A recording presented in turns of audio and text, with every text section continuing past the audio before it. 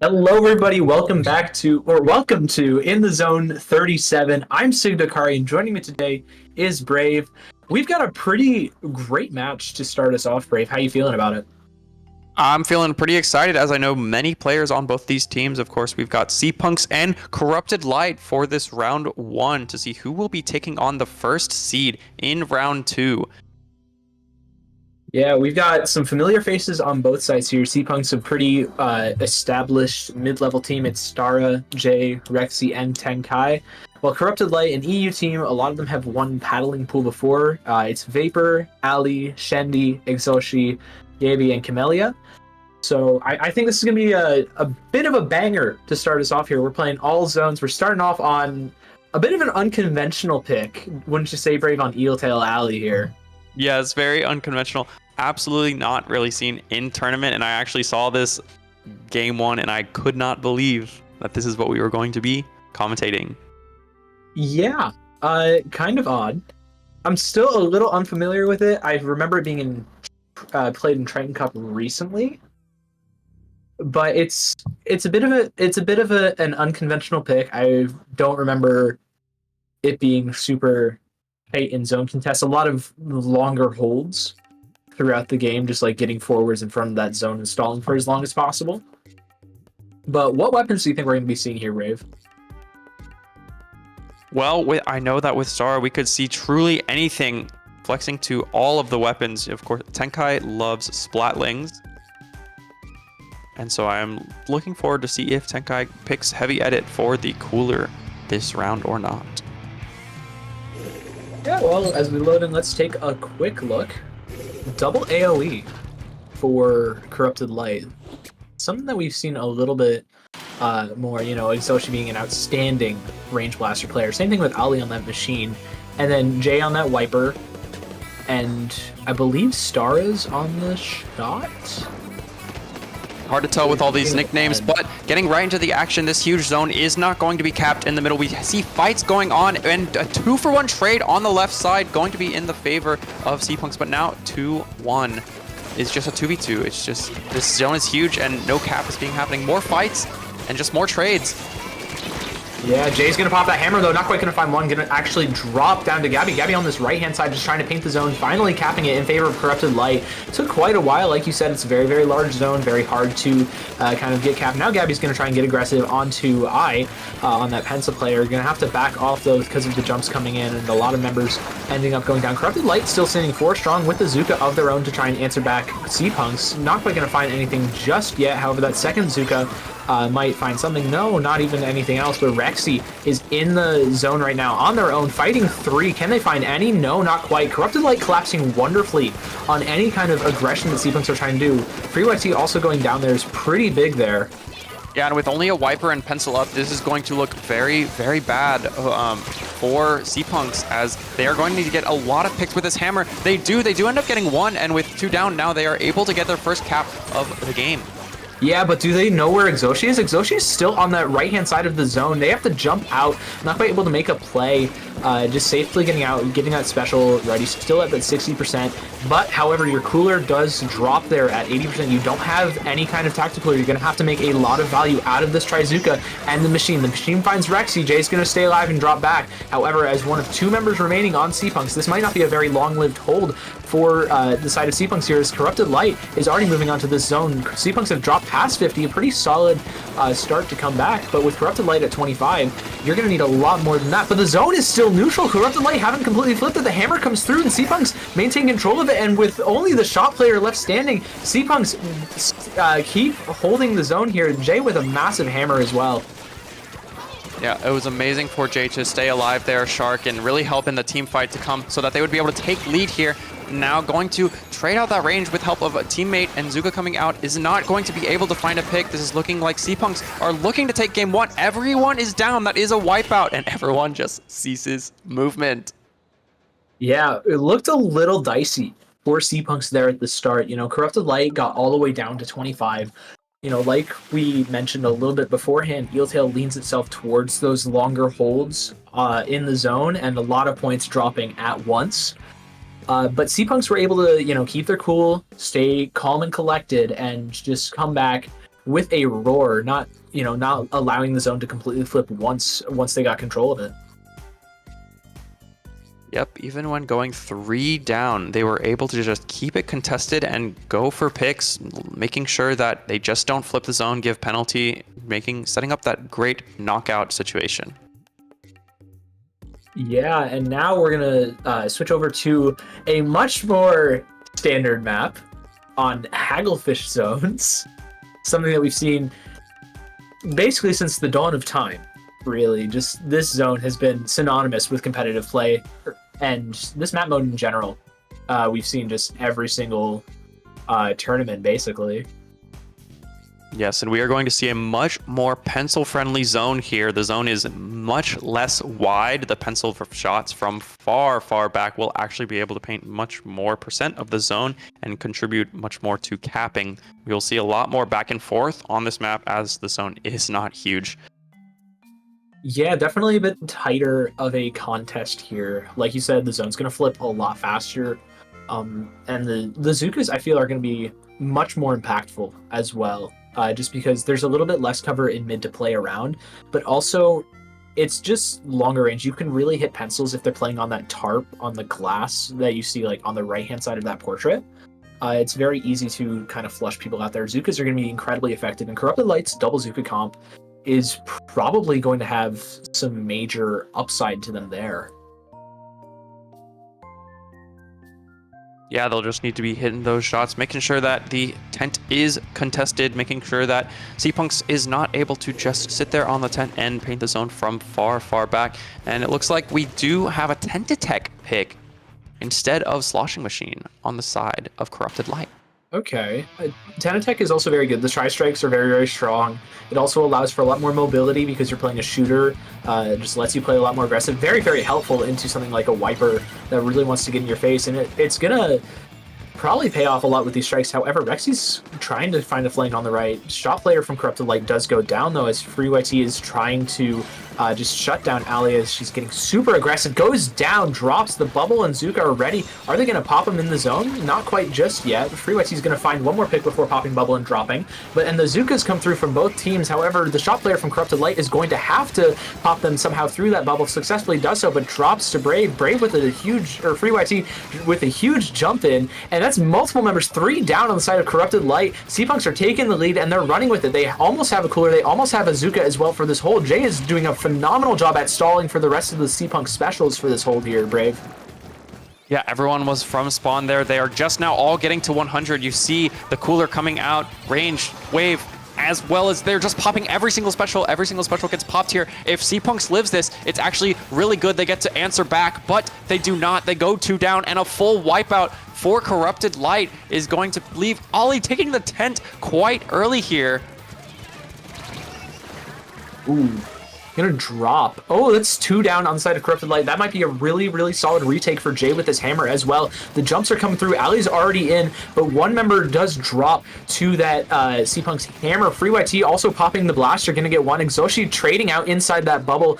Great aggression there. Now Rexy's gonna try and find that other trade. 2 down on the side of Corrupted Light. With these tri-strikes, and they're able to maintain control of the zone, but Rexy finds the second one. Can they find the third? No, not quite. Ali able to shut everything down there. Free YT also dropping. Ali finding so many frags here, but not quite enough for Corrupted Light as C-Punks retake that zone just after Corrupted Light took the lead.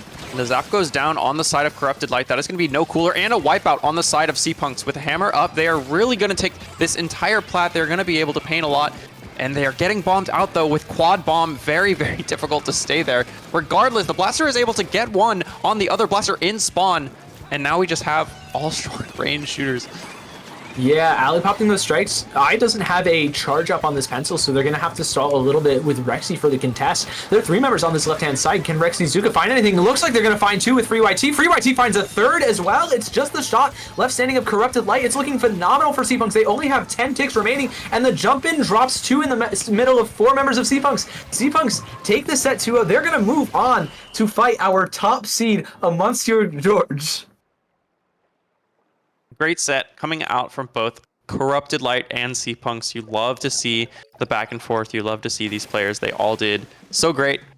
And now the C-Punks have earned themselves, like you said, the right to fight the first seed of this tournament. Yeah, very, very great showing from C-Punks. Able to maintain a lot of control here, finding some phenomenal picks, especially like just playing off the back of Jay and Free YT with how they were able to kind of play off of each other. That double frontline, like super aggressive playstyle of like Wiper kind of turning people or making people collapse on it. And then Blaster with a huge AoE to take advantage, especially. Very, very great play from C-Punks there to take out Corrupted Light 2-0, knock them down to the lower bracket.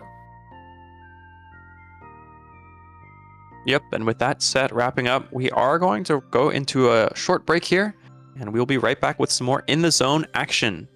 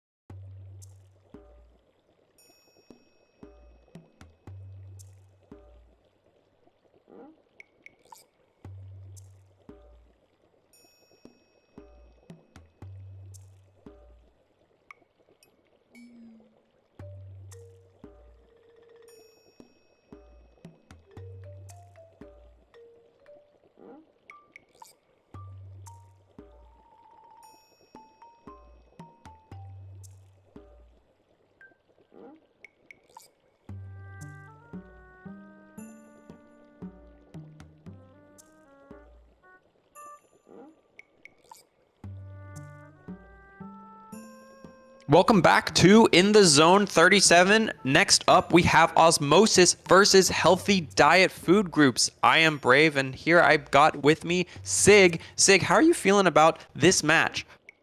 I'm feeling pretty good about it. I think these are some pretty familiar teams. You know, if you've been in and around the competitive scene at all in the past several months. Osmosis, consisting of some players that have been present and have been winning several weeklies, like Zenith, Bab. I think I see Len and Max there as well. And then Healthy Diet Food Groups, a team that's been around for a minute. That's Ziff, Blopwer, Ev, and Stans. I believe they've also been pretty prominent, especially like with EU tourneys. So it's going to be pretty interesting to start things off, Brave. Yep, both these teams very strong. Healthy Diet Food Groups, of course, Rice. We are seeing a lot of lovely, lovely foods competing here against Osmosis. And for game one, we are going to be going to Barnacle and Dime. We will be. That is a very good pencil map. I think we're probably going to see a pencil on both of these. And then the rest of these comps honestly feel kind of self-explanatory. Osmosis, you know, Zenith, she's a very, very good wiper player. Len, Blaster, Max, Bucket. And then if I recall correctly, like Block plays Bamboo. Eve plays, I forgot what Eve plays. I believe Carbon, if I recall. And then Stans as a Stamper. And then Ziff plays Shooters. So I think we're going to be seeing a lot of that. Okay. Double sword, Decaf. no cooler. Yep. All right, we're balling. Bamboo. Yep. They are just going to be rushing down. They are going to be going for those picks before the pencil on the side of Osmosis can even get cooler. We see one already in the zone and two on the plat. None on the side of Osmosis really taking the plat early. But we do have a range blaster on their street, really just harassing, not letting them be on that top right plat. No, they're not really letting anything happen. 4 is going to get picked off by Pineapple, though. Pineapple actually popping the bubble in the front of zone, allowing Healthy Diet Food Groups to cap as well as turn for the member that is behind the backline there. Healthy Diet Food Groups taking an early lead. Pineapple really just creating so much space with the excellent paint and chip damage from this Decapitator. The chumps are going to come through from that Bamboo as well, just allowing for the rest of the team to hold off. Zenith going to drop actually to the Crab and Bamboo combo before being able to pop that hammer. She's not going to be able to get any value out of that onto Rice Ball's Crab. Rice Ball's Crab, however, is not going to find much use outside of spacing, and these strikes are going to come through, force a lot of Healthy Diet Food Groups all the way back in the zone. No Sauce is going to get super aggressive here, dropping, though, to both members of Healthy Diet Food Groups. The Swords going absolutely crazy here, finding 3. It's just far left standing. No Sauce is also dropping back into the pit, but dropping immediately to Pineapple again. These Swords are absolutely popping off right now, Brave. And they will only have strikes. Osmosis here is going to have to go fast, but with the Slosher going down, there is going to be no specials for retake, and everyone is just dying in the pit there. We have a very dominant game one for Healthy Diet Food Groups. Yeah, that excellently played by them. No cooler in that comp, but they were able to play it basically to perfection using the lethality and the mobility of the swords and the shape damage from the Bamboo to combo along with it. Just excellent play there. What do you think Osmosis needs to do to kind of answer what Healthy Diet Food Groups just did to them on Robo? I'm unsure if Healthy Diet Food Groups will really stick the same for Robo Ramen zones. Of course, Pencil is going to have such strong positions here on both Snipe and on that glass by the elbow.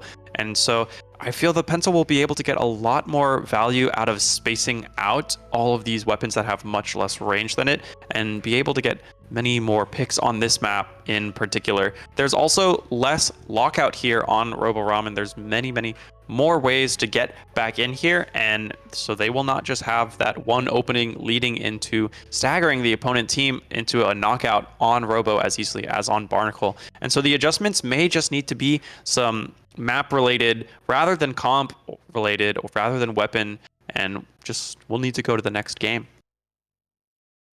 Yeah, I'm very curious to see if like you said, if Healthy Diet Food Groups like sticks or swaps. So double sword, no cooler is something that we don't see super often, but with that, with the like slower specials that allow to hold a lot more space and play at that slower pace, like the Crab Tank and like the Big Bubbler, along with Bamboo shutting down a lot of the aggression that cooler comps can bring.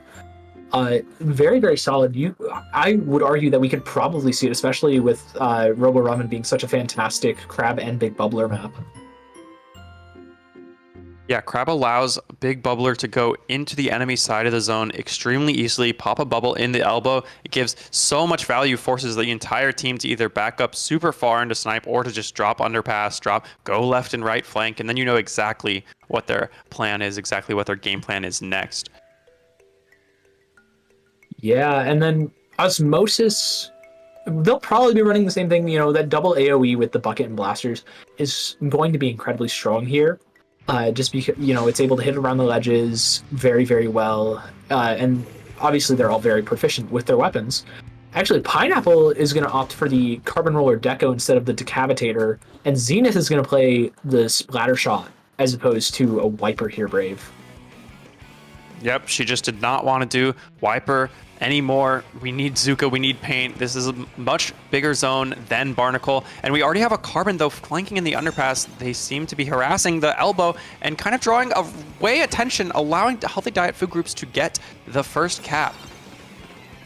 Yeah, they get the first cap, and they're going to drop it down to 91 points. Not quite huge, but these Tri-Strikes are going to recap that zone with no sauce dropping in that bottom right. Pineapple is going to be able to pop this Trizuka relatively safely. Nobody able to quite contest. The strikes are coming through from Osmosis, not quite getting the zone. Going to neutralize it finally as two members of Osmosis find two of Healthy Diet food groups, make that a 2-for-1 trade. And Osmosis are finally getting control of this zone. They're able to take down some points. Pineapple staying alive, though. No sauce not quite able to chase them down. Going to opt to kind of just play it a little bit safer.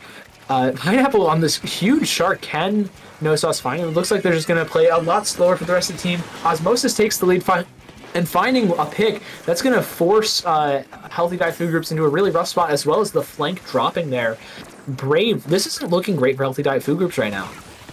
Yeah, Len did a great job there. No Sauce just knowing when to ignore the Carbon, when to pressure the Carbon, and when to help on the front lines, especially when Bubble was active and when we were getting these picks on the elbow, really allowed them to set up to this area. And now they do have strikes with 2 down on the side of Healthy Diet food groups.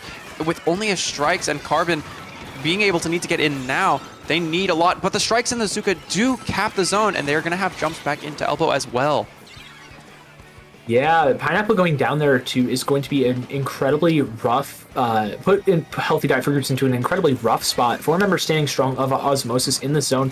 They don't really need to hold, that aggressively anymore. They can let Healthy Diet food groups kind of get into the zone, walk into them. However, with that Crab Tank going to find 4 on that bottom left side, allowing Healthy Diet food groups to take this zone. The strikes are coming through as well.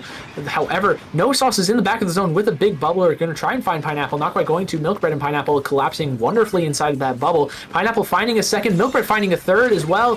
Riceball is doing so much in the back line of Osmosis here, allowing Healthy Diet food groups to get this cap, but it's still not looking good. They have a lot of points to make up here. They do. They have so many. And the penalty, this is going to be the second time that the Osmosis is getting penalty. And so they are going to be looking at much less every single time that we see Healthy Diet food groups fail to truly get back in. And with the Zuka taking 1 and Crab popped at the same time of Zuka is going to be very precarious for Healthy Diet food groups. They do go 1 down. We do have the Stamper allowed to stay alive. Riceball. And they are going to win the team fight, get the zone, but they are still 2 down. And they may, just get pushed out here by Osmosis. We do have a Shark that gets a kill and an amazing jump out back to the elbow from Riceball. Great Shark from Rice, finding 1. Also jumping back to get the second is huge. Also, Crab Tank is on deck pretty soon, as well as the Super Chumps and the Trizuka. Healthy Diet food groups have a lot of specials to work with. Just having used the Trizuka, going to force a jump, find No Sauce as well. 4 is very low. Zenith, she has to go huge here, finds the first from that top left. Going to look for the second with those Tri-Strikes, actually dropping when she pops her Trizuka. It's just Walnut left standing, though. Osmosis with a successful retake, and it looks like they're going to find a jump camp here as well into Milkbread. Yep, and with the Stamper and the Bamboo, just kind of need to be scrambling for special and scrambling to stay alive. They do end up getting a pick on the Slosher that is going to allow Healthy Diet food groups to get in. A Living Zuka is also huge here, and they are getting picks. They are getting special. They are going. That is 3 now on the side of Healthy Diet food groups. They are going to be able to push up, and this Carbon getting yet another kill with Zuka online will also help when they are respawning without Cooler now. Both a Crab and Zuka coming out, going to get pick on that Pencil. Now there's going to be no Cooler next time that they get dead as well. Yeah, now it's looking great for Healthy Diet Food Groups. Riceball going to have to back off, though. Already ticking down to 40 points. They only need to get 30 ticks of this zone to take this lead. However, with the Tri-Strikes coming through and 2 members of Osmosis, they're going to get that full flip over into the zone, finding also 2 members of Healthy Diet Food Groups there. Make that 3. Walnut goes down. It's just Riceball left standing. With 30 seconds left, Osmosis take control of the zone and find Riceball with a well-placed bomb from 4 here. Pretty big, and it looks like it's going to be a very, very solid just closeout for Osmosis. Yeah, here is that no penalty that I was mentioning earlier. They have no specials because no cooler, and they are forced to try and go and get picks. They do get 2, but with zones, that is not going to be enough, and Osmosis is going to take game 2. Yeah, we are going all the way to a game 3 here. We're moving on to Umami Ruins for our third and final game, the Decider. So what do you think that Osmosis did so well here that allowed them to answer back to Healthy Diet Food Groups and take that second game? I believe that Zenith's choice to switch to shot, the Zuka helped out a lot. Many of those picks from Zuka were making them just have to respawn, making them lose their special, lose their time, really just lose their footing. Staggering was super great on the end of Zenith. And then also from Len, we had so many clutch picks from the Blaster on all these ledges, really just allowed the team to move up, get in the zone. Yeah, excellent play from Len there. Able to get super aggressive, pop that big bubbler in very particular spots, just vital spots for Osmosis to play off of, finding a lot more picks than not, especially with that safety from it. Just, you could name any number of plays during that game 2, and Len was probably at the center of it for Osmosis there.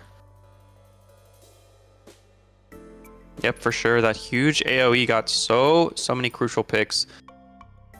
It was just such great on that map. On Umami, though, it is going to be even more of a threat with this top mid being right next to both zones. It is such a important point to always be trying to take control of, and the Blaster from anywhere is going to be able to not let you stand there for free. You are going to need to take care of the Blaster or just not be where the Blaster is going to be shooting, which is very difficult on Umami here. Yeah, but it is going, I feel like Umami is going to lean itself a lot more into the, longer, more hold space comps that Healthy Diet Food Groups really likes with that, Stamper Nouveau. I believe it's Nouveau, with the Crab Tank and Toxic Mist. That seems like it could be very, very lethal, especially with Walnut on that Bamboozler again. Yeah, Bamboo having these long sight lines is going to be very, very helpful for the Healthy Diet Food Groups. We see all of them rushing very, very quickly, and it'll be a 4v3 at the very beginning as Cooler is being farmed by the Pencil. They do go down, though, Healthy Diet Food Groups. That is going to allow them to push out Riceball, luckily being able to save that crab for later. Yeah, Osmosis going to take the first control of this zone, first 4 or 5 points here. Riceball's in a precarious spot, going to have to jump out. And with, I believe the Carbon Roller is stuck deep behind enemy lines, finding the Snipe Rider. Milkbread also getting this first zone, fully flipping in favor of Healthy Diet Food Groups. They have Tri-Strikes to work with. Zuka is close to being online as well. Milkbread just going to try and get onto that top left mound and just back off, try and stay alive, preserve these Tri-Strikes for right now when Osmosis pops the Tri-Strikes of their own. So Healthy Diet Food Groups, since they pop them later, is going to be able to take control of the zone. Walnut is also just trying to keep it capped. Pineapple, though, getting super aggressive onto 4. Going to drop, actually, with 3 members of Osmosis looking at Pineapple. And now it's looking like a great retake phenomenally for Osmosis right now, especially with 4 finding the pick onto Walnut. That's a lot of your backline. It's just Riceball and Pineapple left standing. Pineapple is trying to get super aggressive on this left, while 4 does the same thing into spawn. There's 3 members of Healthy Diet Food Groups looking at 1 single member of Osmosis. They're going to have to pop a Trizuka to even get any kind of headway, allowing for this Crab Tank to move. But with these Tri-Strikes, Osmosis are just holding incredibly strong. These specials haven't really done anything for Healthy Diet Food Group so far. Yep, that was a huge Tri-Strikes from the Slosher on Osmosis, just shutting down the Crab on Healthy Diet Food Groups, getting the pick as well. Had to just completely shut down that crab. And we do have a Carbon coming behind, but only able to get the Pencil, who is cooler. It is going to be very not good for Healthy Diet food groups. They only have a Bamboo up now, and with no penalty, of course, Osmosis is going to be ticking down those points more and more. Yeah, they're already down to 25 points remaining. However, Healthy Diet food groups have 2 specials to work with. They're going to pop these strikes now. The Zuka finds 1 from Pineapple. However, Zenith Zuka, she's going to find 1. They're looking for that second, going to get it as well. It's just 2 members of Healthy Diet food groups left standing. Can Milkbread get anything? No, not quite. Osmosis are in phenomenal control. 5, 4, 3. Zenith finds 2, 1, and that's a full wipeout for Osmosis, moving on into round 2, or round 3. Yeah, very solid showing there from Osmosis, really showing why Cooler is meta. We are seeing it's very, very difficult to retake without specials, or it takes much, much longer when you do not have Cooler, and they were able to show that off that game. Very, very dominant over Healthy Diet food groups once they got their footing.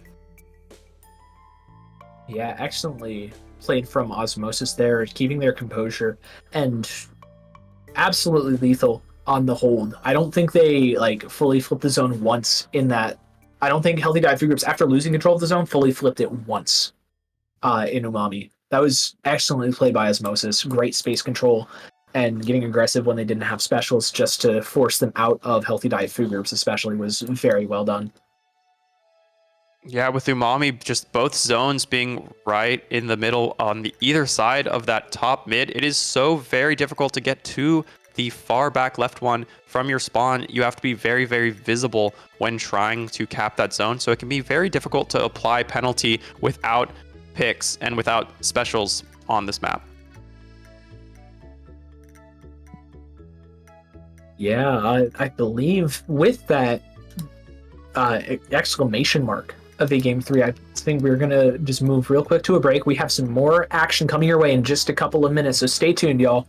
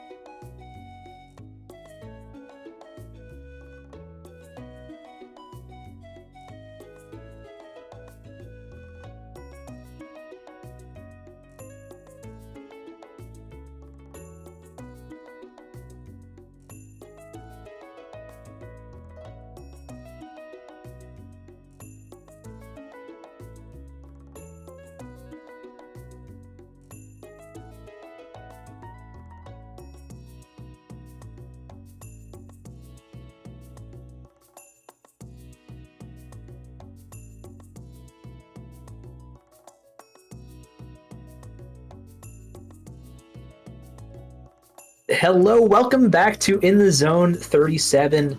I'm Sig. Joining me is Brave. We have Osmosis again, but they're running against Surge now. Brave, how are you feeling about that matchup for this one? I'm feeling like this may be a very exciting match. We have best of 5 now instead of best of 3. We are going to see many, many more games being played, and I think these they are going to be very challenging from both sides. Both these teams going to be so close in skill level. Of course, we see a lot of very strong players like Simo, like Mecha on the side of Surge, and Osmosis, of course, with Len and Zenith. We are going to see a clash of the Titans here. Yeah, a lot of outstanding players on both teams, really. I haven't seen Simo really entering anything, especially. It seems like it's been a very, very long time since I've seen them enter a tournament. But they are here today to put on a show for Dapple Productions in the zone.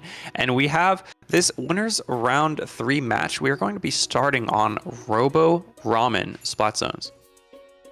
Yeah, kicking it off with a couple familiar maps that we saw last set. Starting off Robo Ramen. We're going to move on to Barn afterwards, Barnacle and Dime.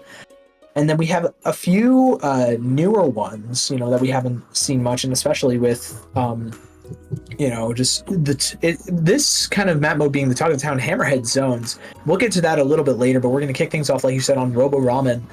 We know what Osmosis is running here, but what do you think we're going to see from Surge? Well, I'm actually wondering if Zenith will be sticking shot here as she did last set, or if it's going to be a different weapon. From Surge, I'm kind of expecting midline. I'm kind of expecting Pencil. We've got many solid Pencil players on the side of Surge. Yeah, I think Mecha is going to be on Pencil duty for today if they do opt for a Pencil player. I think Lucina also plays like Blaster, so we could see a Rapid Pro Deco as well with that Killer Whale and Line Marker. But we're going to see it as we load in here. Let's take a look. I'm going to go for that Zap Rapid Deco. With a Splat Duel is something we haven't really touched on.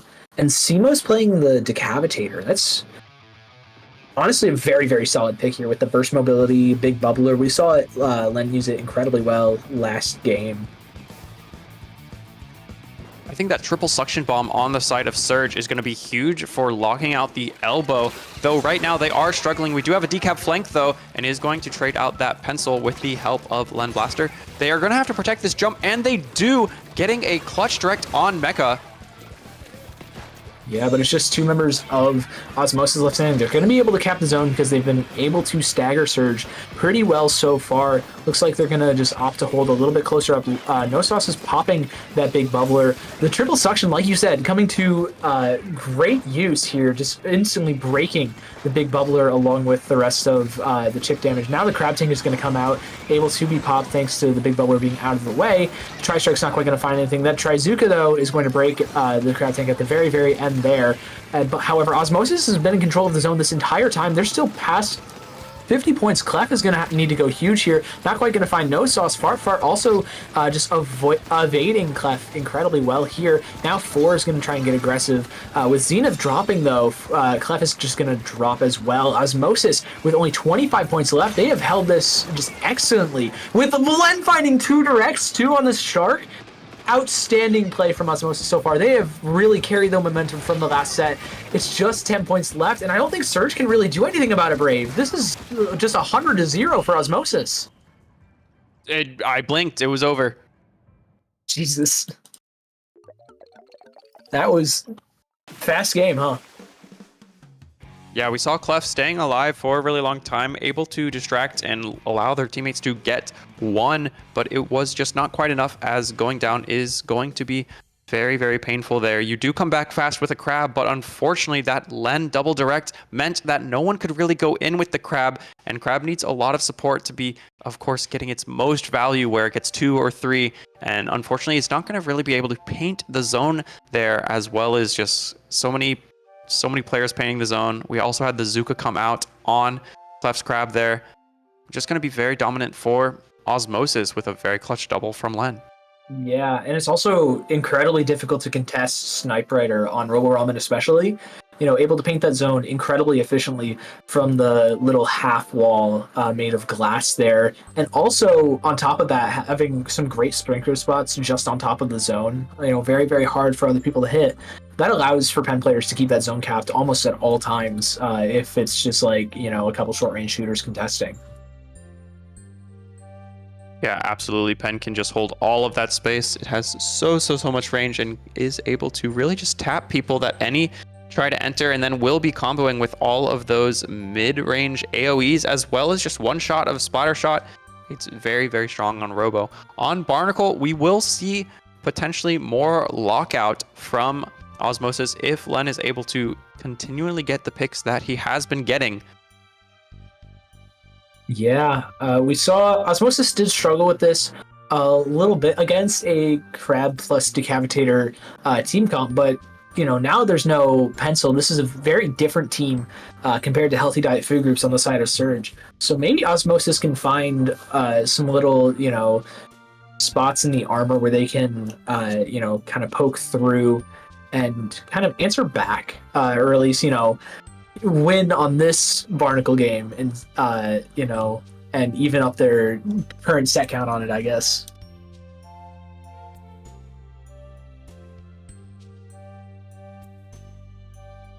We're going to load in here. I'm very curious, again, to see what the side of Surge are going to be running to. It seems like they're just going to run back the entire same comp, very confident in it, and honestly, very, very solid core here, just with the specials for holding, able to assist that Rabid Deco against the Pen and everything.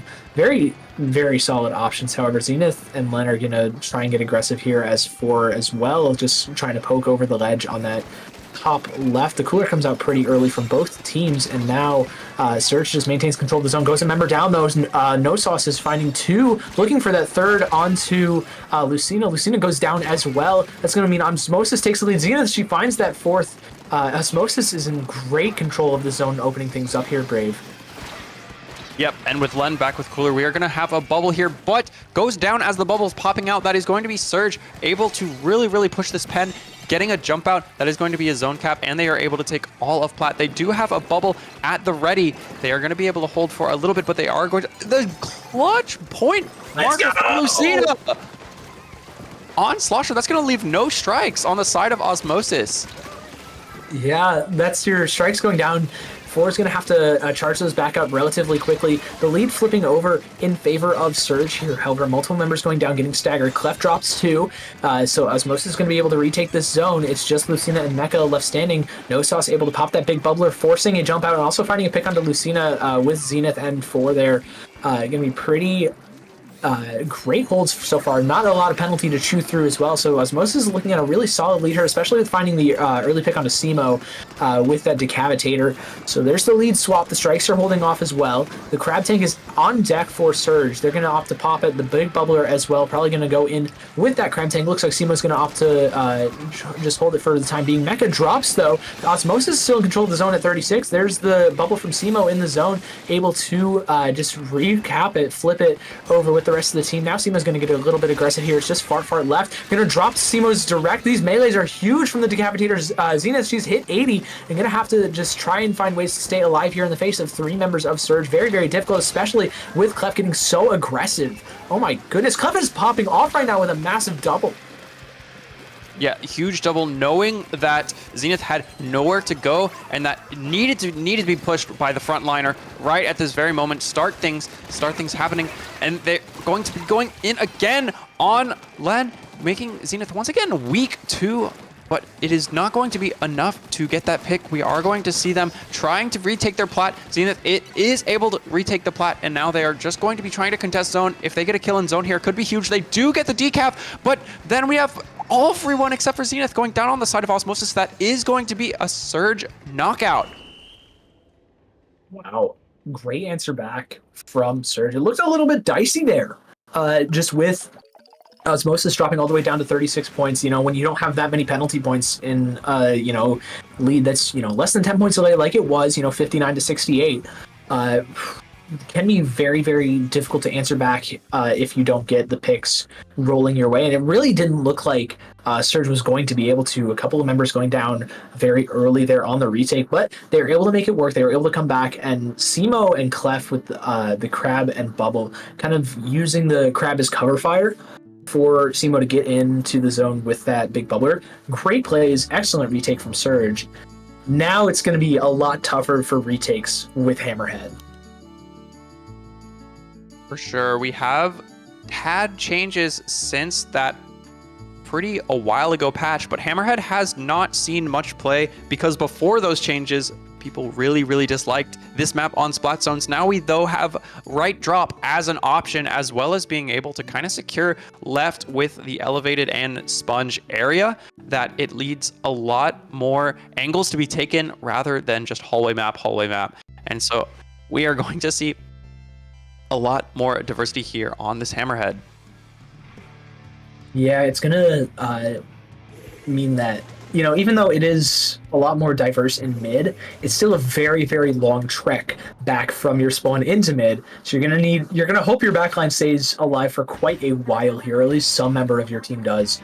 So you can just get back into the zone quickly. So you're not allowing the other team to kind of get a huge lead on you. Very curious to see how Clef opens this up. Looks like they're going to get aggressive onto Len here. Len, all the spacing wonderfully, though, with that blaster. Going to find the first pick, dropping, though, to the bomb. Mecha dropping, too, is going to be pretty tough. Simo trying to get a melee onto Zenith, but not quite. The jump coming in. Zenith, can you camp it? Yeah, no, not quite. She drops down, and Lucina's providing, too. This is where, we were talking about a little bit earlier, where it can be pretty rough if you get locked out here.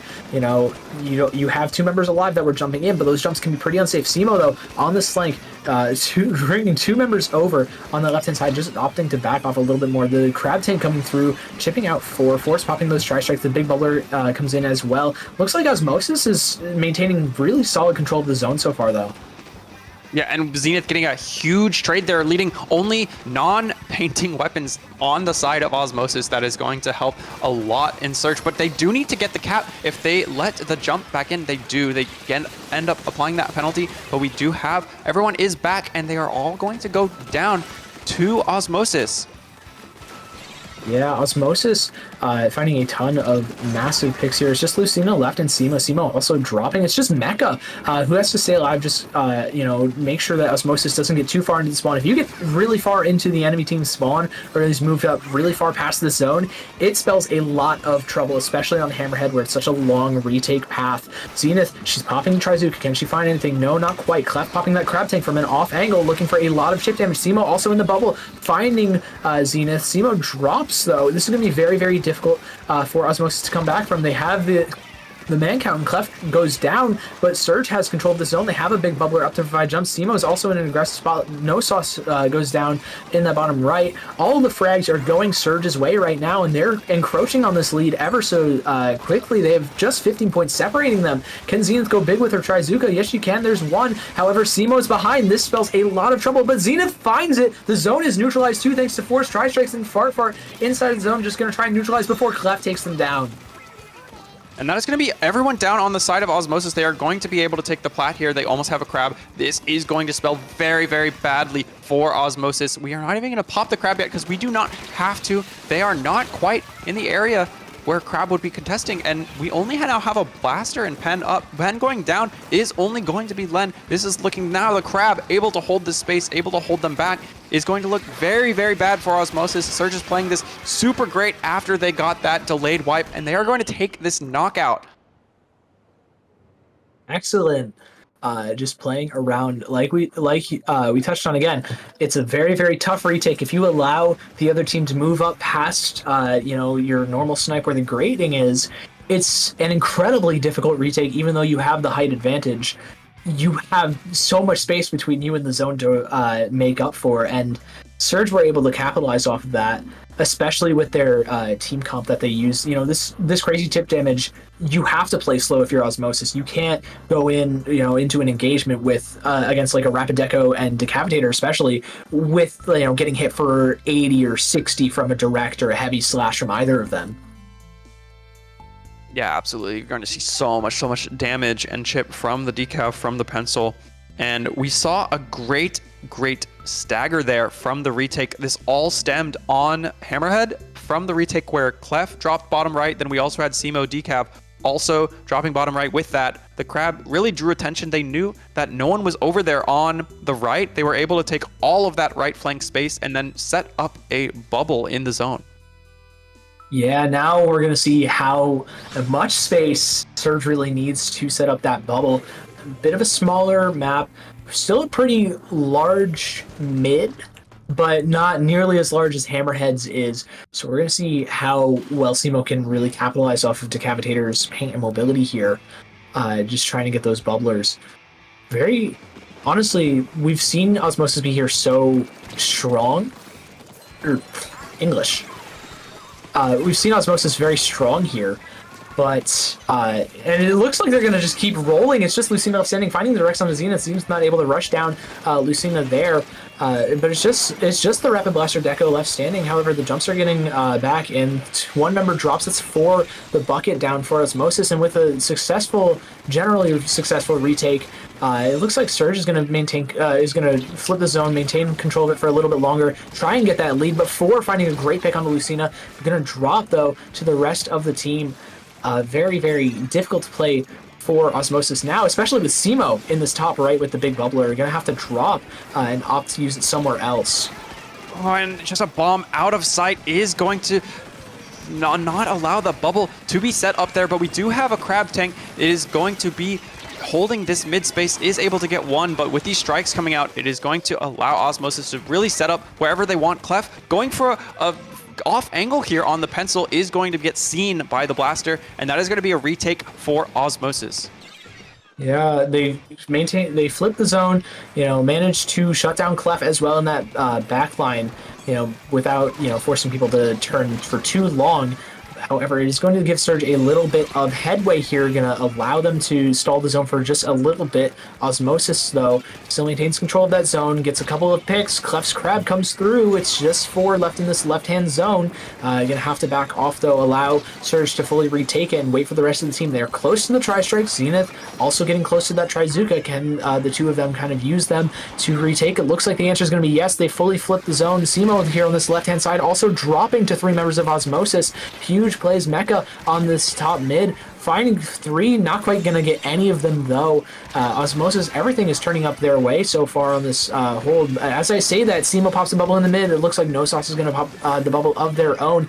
Can either team get control of the other zone without losing too many members? It looks like Simo is going to opt for a massive melee onto 4. However, that's only 1-for-1. This is going to be a very, very difficult retake for Surge if they're only going 1-for-1. They have the lead, and that will benefit them in the long term, but with the rest of the team here, Clef is going to try and find something. Onto Farfart, no, not quite. 4 drops in the jump in, though. Clef also coming back fast with that Crab Tank. The Crab Tank's going to be on deck for this retake, for Osmosis retake. This is going to be very, very difficult for them. The Crab Tank comes out right now. Simo's getting aggressive too, finding one with onto 4, looking for the second onto Farfart. No, yes they do actually with the Light Slash, just to clean things up.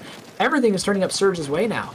And they are able to jump out as well. Huge. Being able to save the bubble, being able to use it just a little bit later is very, very huge for Surge. They are going to have 2 down right now, though, is pretty bad, but they aren't really going to be able to recap here. They're going to need to take that far, far left zone and not die in the process, but Zenith does go down trying to take it, and that is going to lead Surge to continue to get more and more points. And if Simo just had a pick, did not quite get it, but they still are going to have difficulty capping here. They do get a slosher on the other side of that far zone, and Osmosis is going to apply penalty here and be able to finally stop Surge.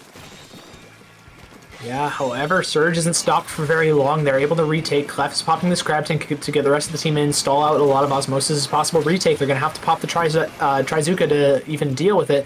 All 3 shots of that used, but however, the Crab Tank is going to. Sima's going to pop this bubble. Now you have the option. Are you going to pop the Tri-Strikes in the bubble, or are you going to use them in the zone? Looks like they're going to opt for them in the zone as Simo gets super aggressive. Finds one, almost finds Farfart on the second one. It's just 3 members of Osmosis. They're going to need to retake now. Only 20 points remaining and 1 minute left for Osmosis to work with here. The zone gets neutralized at 14 penalty, but there's nobody left from Osmosis to retake. They're just getting into the zone now. Surge is doing excellently, just holding strong in the zone, making sure that Osmosis can't really get in. Mecha finding Farfart too. Farfart dropping to the combined might of 3 members of Surge. It looks like this is just going to be a KO. Surge are going to move on to our top 8 bracket. Yeah, huge from Surge. Just very, very energized there at the very end. They were able to really hold, get that knockout. It was very great gameplay to watch there. Yeah, excellent play from them. The retake didn't really stop them from getting in. Some great picks going their way. And then Clef able to hold the Crab Tank is such a massive reason as to why they were able to win that game and hold for so long multiple times. If you're not using the Crab Tank for the retake, which you don't necessarily need to, especially with a Rapid plus Decavitator, you can use it just to hold out and get the rest of the team and allow for that Decavitator to kind of go crazy in the other team's spawn. Yeah, absolutely. Great play from both players. Next up, we are actually going to have a winners semis. We are going to go to the other side of the bracket to watch the Alan Garner fan club and the Guess We Do in Bamboo comps now. After this short break, we will be getting right into their lobby, right back into their action.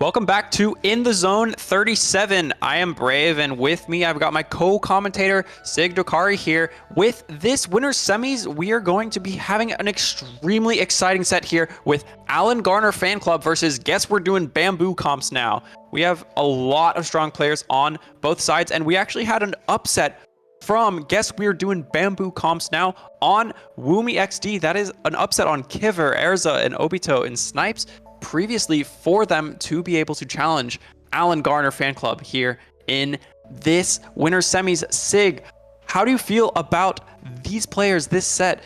Hagglefish, Zones. I can definitely tell you how I feel about Hagglefish Zones. Not great.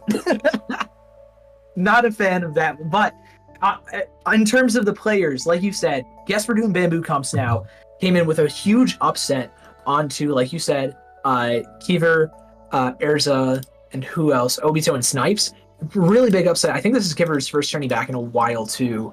Obviously we all know Kiver, outstanding short range shooter player, as well as the rest of the team. That is a team full of demons right there. But same thing with Guess We're Doing Bamboo Comps. That's Chara, blah blah, big deal.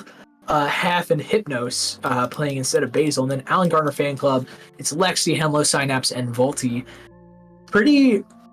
Very high profile set right here. Yeah, absolutely, just stacked players all around. I'm very curious to see who will be running this Bamboo. Are we going to see Bamboo Mark II? Are Chumps really that strong? They are going to be providing pressure on the zone, really forcing players to actually take them out to be able to not like flip zone. We of course have all probably heard Char's a huge Chumps believer, and we may see that gameplay in this set. Yeah, and honestly, I'm so down to see more Super Chumps. Very, very fun special to use and honestly play against. You always chuckle a little bit if you get a pick or a frag with them exploding near somebody. And they're very good paint, but we don't really see them that often. Yeah, they've been slowly buffed over time. They're getting more and more threatening, and these aliases, I have no idea who anyone is. Oh, it's wonderful. If I recall correctly, Nicole is Synapse. Shockingly not on 52 gal for this game. Jekka is Volti, you can tell by the carbon roller. Jeffrey is Lexi, and Crispin is Henlo, as Dante gets aggressive onto one already. However, Volti's going to look to find two with one flick. Are you kidding me? Make that almost three, as the last member of Guess We're Doing Bamboo Comps now is going to have to jump out. They lied to us. This is false advertising. We are not seeing a Bamboo. However, we are seeing a Dreadringer in its stead. So I'm kind of here for it. Half going to try and find something with Azuka. I think they picked off Volti with that. Henlo also dropping here, and Chara moving in with that Dreadringer, finding Nicole. Synapse on a successful retake for Guess We're Doing Bamboo Comps now here. Yeah, that is going to be a great early reef from Chara, able to secure that pick, and pretty safe. Very difficult to punish that reef whenever you have two members down on the opposing team. Is pretty great, just like knowledge there. We do have Cooler going to be going down with that Dread. We do have 2v2 here.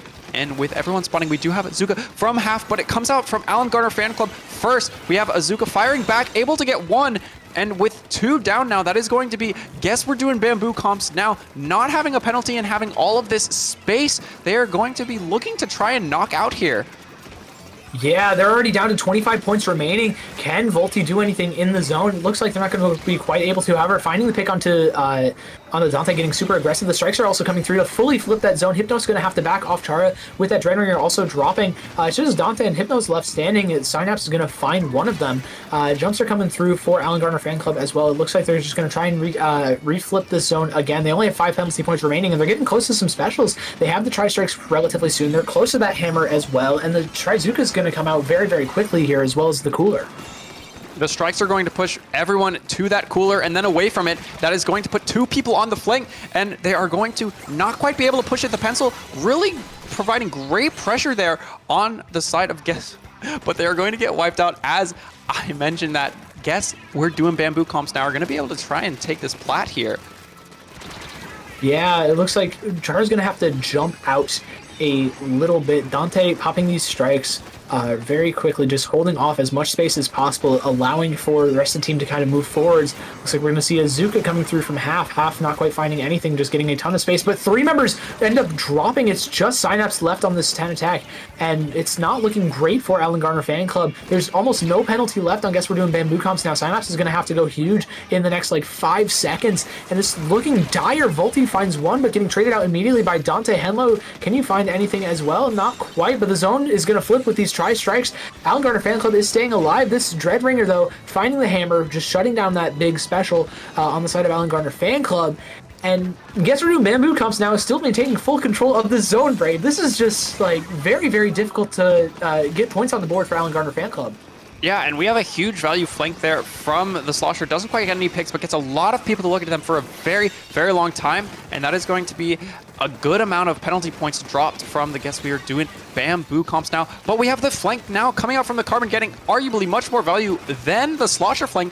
They are still alive, and they are also able to try and camp a jump. But no, they do punish the Reef Slider after the jump, and this Carbon is going off on Guess We Are Doing Bamboo Comps now. Yeah, Volti has been just absolutely moving since the start of the game, finding a lot of picks. Granted, going 1-for-1 a couple of times, and that's why that's part of why Alan Garner Fan Club has been struggling a little bit. They haven't been able to find unanswered picks or stagger off of it, but now they will, with Volti finding one, getting aggressive on the second one, not quite finding Hypnos, almost doing so though. Dante's already popped these Tri-Strikes. The zone is maintaining in favor of Alan Garner Fan Club. However, with 1-2 picks for Dante, the zone is going to fully flip, especially with that Trizuka and the Reef Slider coming through. Guess We're Doing Bamboo Comps now. Just has to worry about Henlo on that hammer, and it's going to be immediately halted by the Guess We're Doing Bamboo Comps. There's only 40 seconds left and 20 penalty points remaining. You have maybe a good 15 seconds if you're Alan Garner Fan Club to do a retake here, Grave. Yeah, Dante really just holding great space here, is able to even get a pick there. That is going to be huge for Guess We're Doing Bamboo Comps now. They are not quite able to knock out yet, but the strikes from the bottom right flank are going to help them neutralize for a bit longer. They do not quite get that knockout, and if they stagger here, it could look very bad, and that is exactly what is happening. They do go all down now, and this is Alan Garner Fan Club's chance. They have everyone dead, everyone coming from spawn. There is no sharking, and they have a chance here to just get a few picks and win with a knockout in overtime. Yeah, they're going to need to hold incredibly well, and that's going to be very difficult against Reef Slider Cheese. However, the first step of that is taking out Hypnos from Volti. The second one is taking out Dante. It's just 2 members left standing. The Reef Slider comes in, but getting it immediately shut down by these Tri-Strikes. This is so winnable for Alan Garner Fan Club. They've used the Tri-Strikes, but half is in the back line. Synapse shuts them down immediately, though. This is looking phenomenal. Volti also finding jumps. This is such a huge clutch. Oh my goodness. Alan Garner Fan Club managed to clutch up just in time to KO and take map 1. Holy smokes, Brave. That was a very, very intense game 1, making me look forward extremely to the next games that we are going to be seeing in this set. Yeah, we are going to be moving on to Umami Ruin Splat Zones now. We've seen this pretty often. I think this is our 3rd set in a row that we've seen the set. Or Yeah, seen the and map. absolutely. And if we go to game 4, it'll also be seeing Robo Ramen for the 3rd set in a row as well. We will need to see, though, as Umami Ruins, we are going to need to see some clapping back from Guess We're Doing Bamboo Comps now. Maybe in the name they should have kept going Bamboo. They may I think the false advertising caught up to them just a touch there. It just really angered the Alan Garner Fan Club. They saw it in the books. They saw it that they were supposed to be playing Bamboo against Bamboo, and it made them really upset. Yeah. Honestly, the most shocking part about, Alan Garner fan club isn't even the fact that they managed to clutch that out of the jaws of defeat or anything. I'm just shocked that some people in the Splatoon community can read. Alan Garner being a famous novelist. Oh my gosh. It's kind of crazy. Right? Absolutely, we have so much diversity here in this Splatoon community, with people being in college, being in high school, needing to read their textbooks. They are branching outside of just their required reading and going straight to Alan Garner. But here we're going to see the Carbon Roller come back from the side of the Alan Garner fan club, and we are sticking with both comps from both sides, actually. Yeah, it looks like we're still not running Bam. Are you serious? Yeah. I want my money back, guys. My $0 that I paid to watch this, right? You want your Twitch channel points back. You may have been betting on there being a Bamboo, but right now we see Wiper going in on the pencil, providing all that distraction and really allowing them to get the pick on the frontliner, who had to kind of look back and make sure, oh gosh, is my pencil player safe? And with a Hammer coming out soon, this is going to be really, really good for the Alan Garner fan club, but Hammer won't really do much in a 4v1 here. So we are going to... Oh, maybe. He's trying to prove me wrong. He's trying to prove me wrong. I mean, he found one. He did find one. Hemlo did find one there. Famous saying in several tactical shooter games is "I got my one," and Hemlo certainly got theirs. However, it's not going to lead to much of a retake just yet, as Volti also drops. That's 2 members down for Alan Garner fan club right now. Half is going to try and get a little bit more aggressive here. However, they're going to have to deal with Synapse. Synapse dropping to the combined might of 2 of Bamboo comps, but Hemlo finds another couple of picks. Now the Hammer is going to come through huge if they can find it. However, I think they dropped to the jump in from the Dread. Excellent counter camp there. Pretty unfortunate circumstance, though. However, Volti was able to find the trade. Now popping the Trizuka, able to allow Alan Garner fan club to retake a little bit. The Tri-Strikes are coming through, too. However, with 2 members down, they still need to cap this zone. They haven't been able to fully cap it just yet, and it looks like they're not going to be able to for quite a while, just waiting for the rest of the team to get back. You don't have a lot of paint with the combined might of a Carbon and Wiper. So Bamboo Comps is going to be able to just get that zone for now, just hold on to it.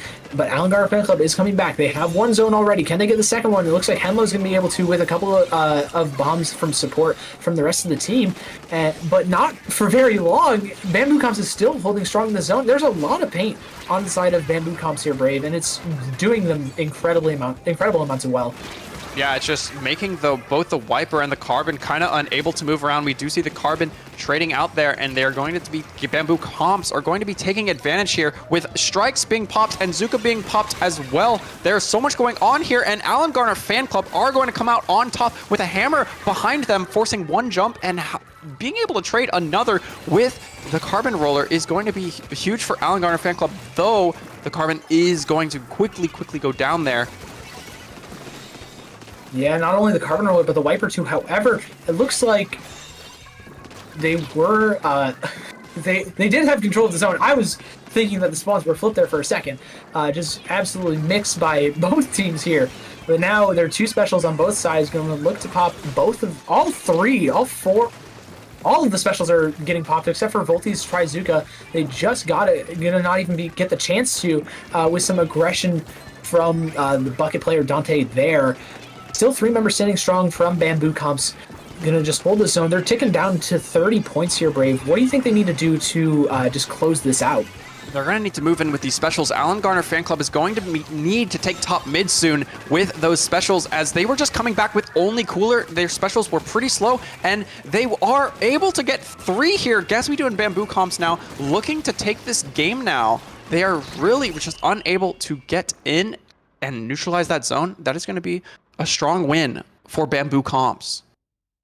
Yeah, answer KO with another one of their own. They're able to close out the game, not get stopped at 1 or anything here. Excellent play from them, and now we're evening up the set count to 1-1. I believe our next map is Mahi Mahi Resort, Brave. Now this is a map that we have not seen yet today, but still a very common and highly played map in tournament. We are going to see that mid-game change in the map is going to be very important, as it's a little cramped to play at the very beginning. Lots of space is just submerged underneath that water, and it's going to lead heavily into more bombs being stronger and AoE being stronger at the beginning of this match. I'm really interested to see how the Sloshers fare in their fights of the first half. Yeah, it's going to be very interesting just with that smaller map, enabling a lot of those AoE weapons and weapons that hit over ledges. A lot of interesting spots to play, but not a ton though, since the map is so small. Once the map opens up though, they don't have as much cover to work around. They're going to have to play a little bit slower. So like you said, the smaller map is definitely a lot better for them, and it's a lot more volatile too, just able to snowball incredibly well into either team's favor. And then Pencil is just going to exist for both teams. I think they're just going to live. Yeah, they'll be able to really just stay back there, paint zone from very far back. We do see kind of same comps coming out here. We are going to see that Carbon Roller going to need to be utilizing the Ninja Squid on the larger size of the map about midway through the game, a lot more so, but is trying to use it at the very beginning. Does not quite get the pick, but is able to stay alive, which is going to be huge once Zuka is coming out. Slosher is going to go down on the side of Bamboo Comps, and that is going to be a bit stronger of an advantage for Alan Garner here. Yeah, Alan Garner Fan Club is going to move forwards. They find the 1-for-1, and with Volti here on this Carbon Roller, they're going to find the second one. Dante also dropping 2. It's just Chara and Hypnos left standing. Chara's going to find 1 before dropping, but Volti with this Trizuka just going to hold on to it for now, trying to allow the Bamboo Comps to kind of show themselves a little bit. Not quite finding half, chipping them out a little before they're going to pop a Zuka of their own. Volti is just trying to shark around this cooler, trying to find a pick on anybody getting aggressive. Not quite, turning in time to fight half dropping at a phenomenal time. Also finding Henlo in that hammer. It's just Synapse left now, able to directly contest the zone, but against 3 members of Bamboo Comps, you're not quite going to be able to do anything much there, as Volti finds 1, still keeping that zone neutralized. It's already 34 points remaining for Alan Garner Fan Club. I didn't even realize how huge of an early push they got there. Great start from them, but now they're going to need to retake a little. They're on the back foot just a touch against Bamboo Comps here, this especially with 2 members down. Bamboo here has quite a bit of advantage. They're going to get cooler first, and they are also right now staggering Alan Garner. They are 2 down. Alan Garner has this chance to kind of slow down, kind of take this time to go ahead and grab their cooler, but the Carbon is going to get a pick, and it looks like another pick from the side of the other side of the map for Alan Garner Fan Club.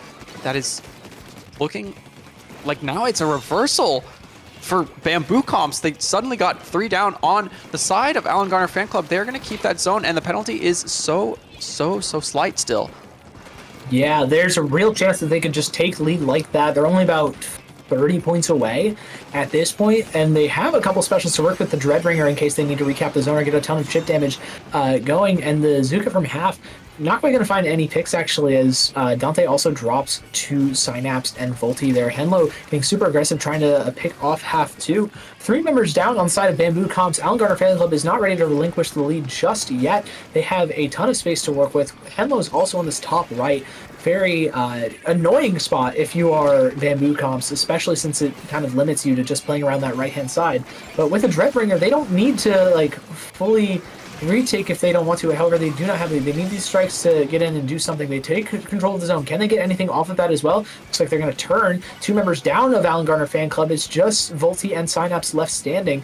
Chara is going to drop here, and the zone stays in control of Bamboo Comps, but with multiple members, I think Alan Garner Fan Club's had man advantage this entire time. They just haven't been able to paint the zone in the face of Pencil. Now they're going to do so successfully, chew through their penalty. Chara goes down.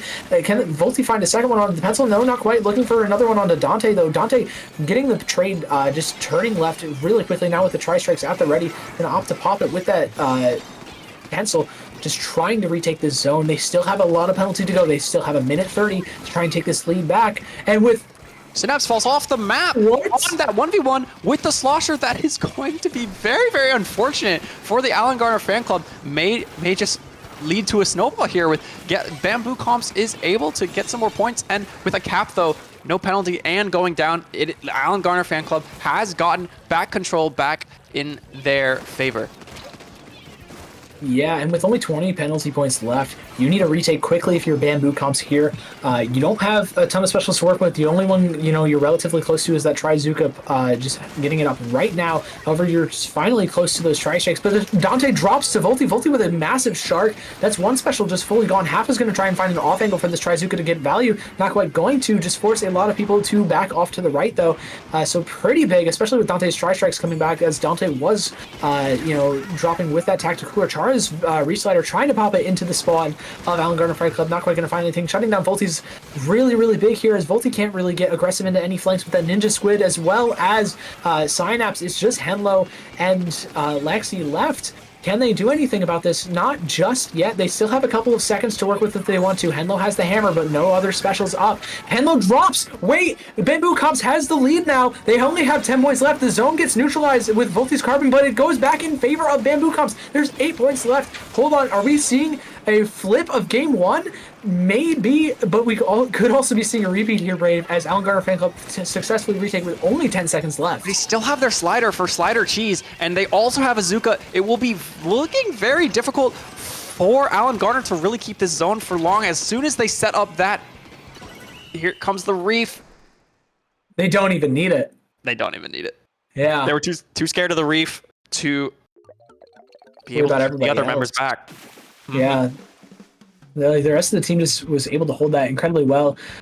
They didn't even use a single special in the zone. I think that was just all bombs and maybe 1 or 2 people from Alan Fan Club just dropping.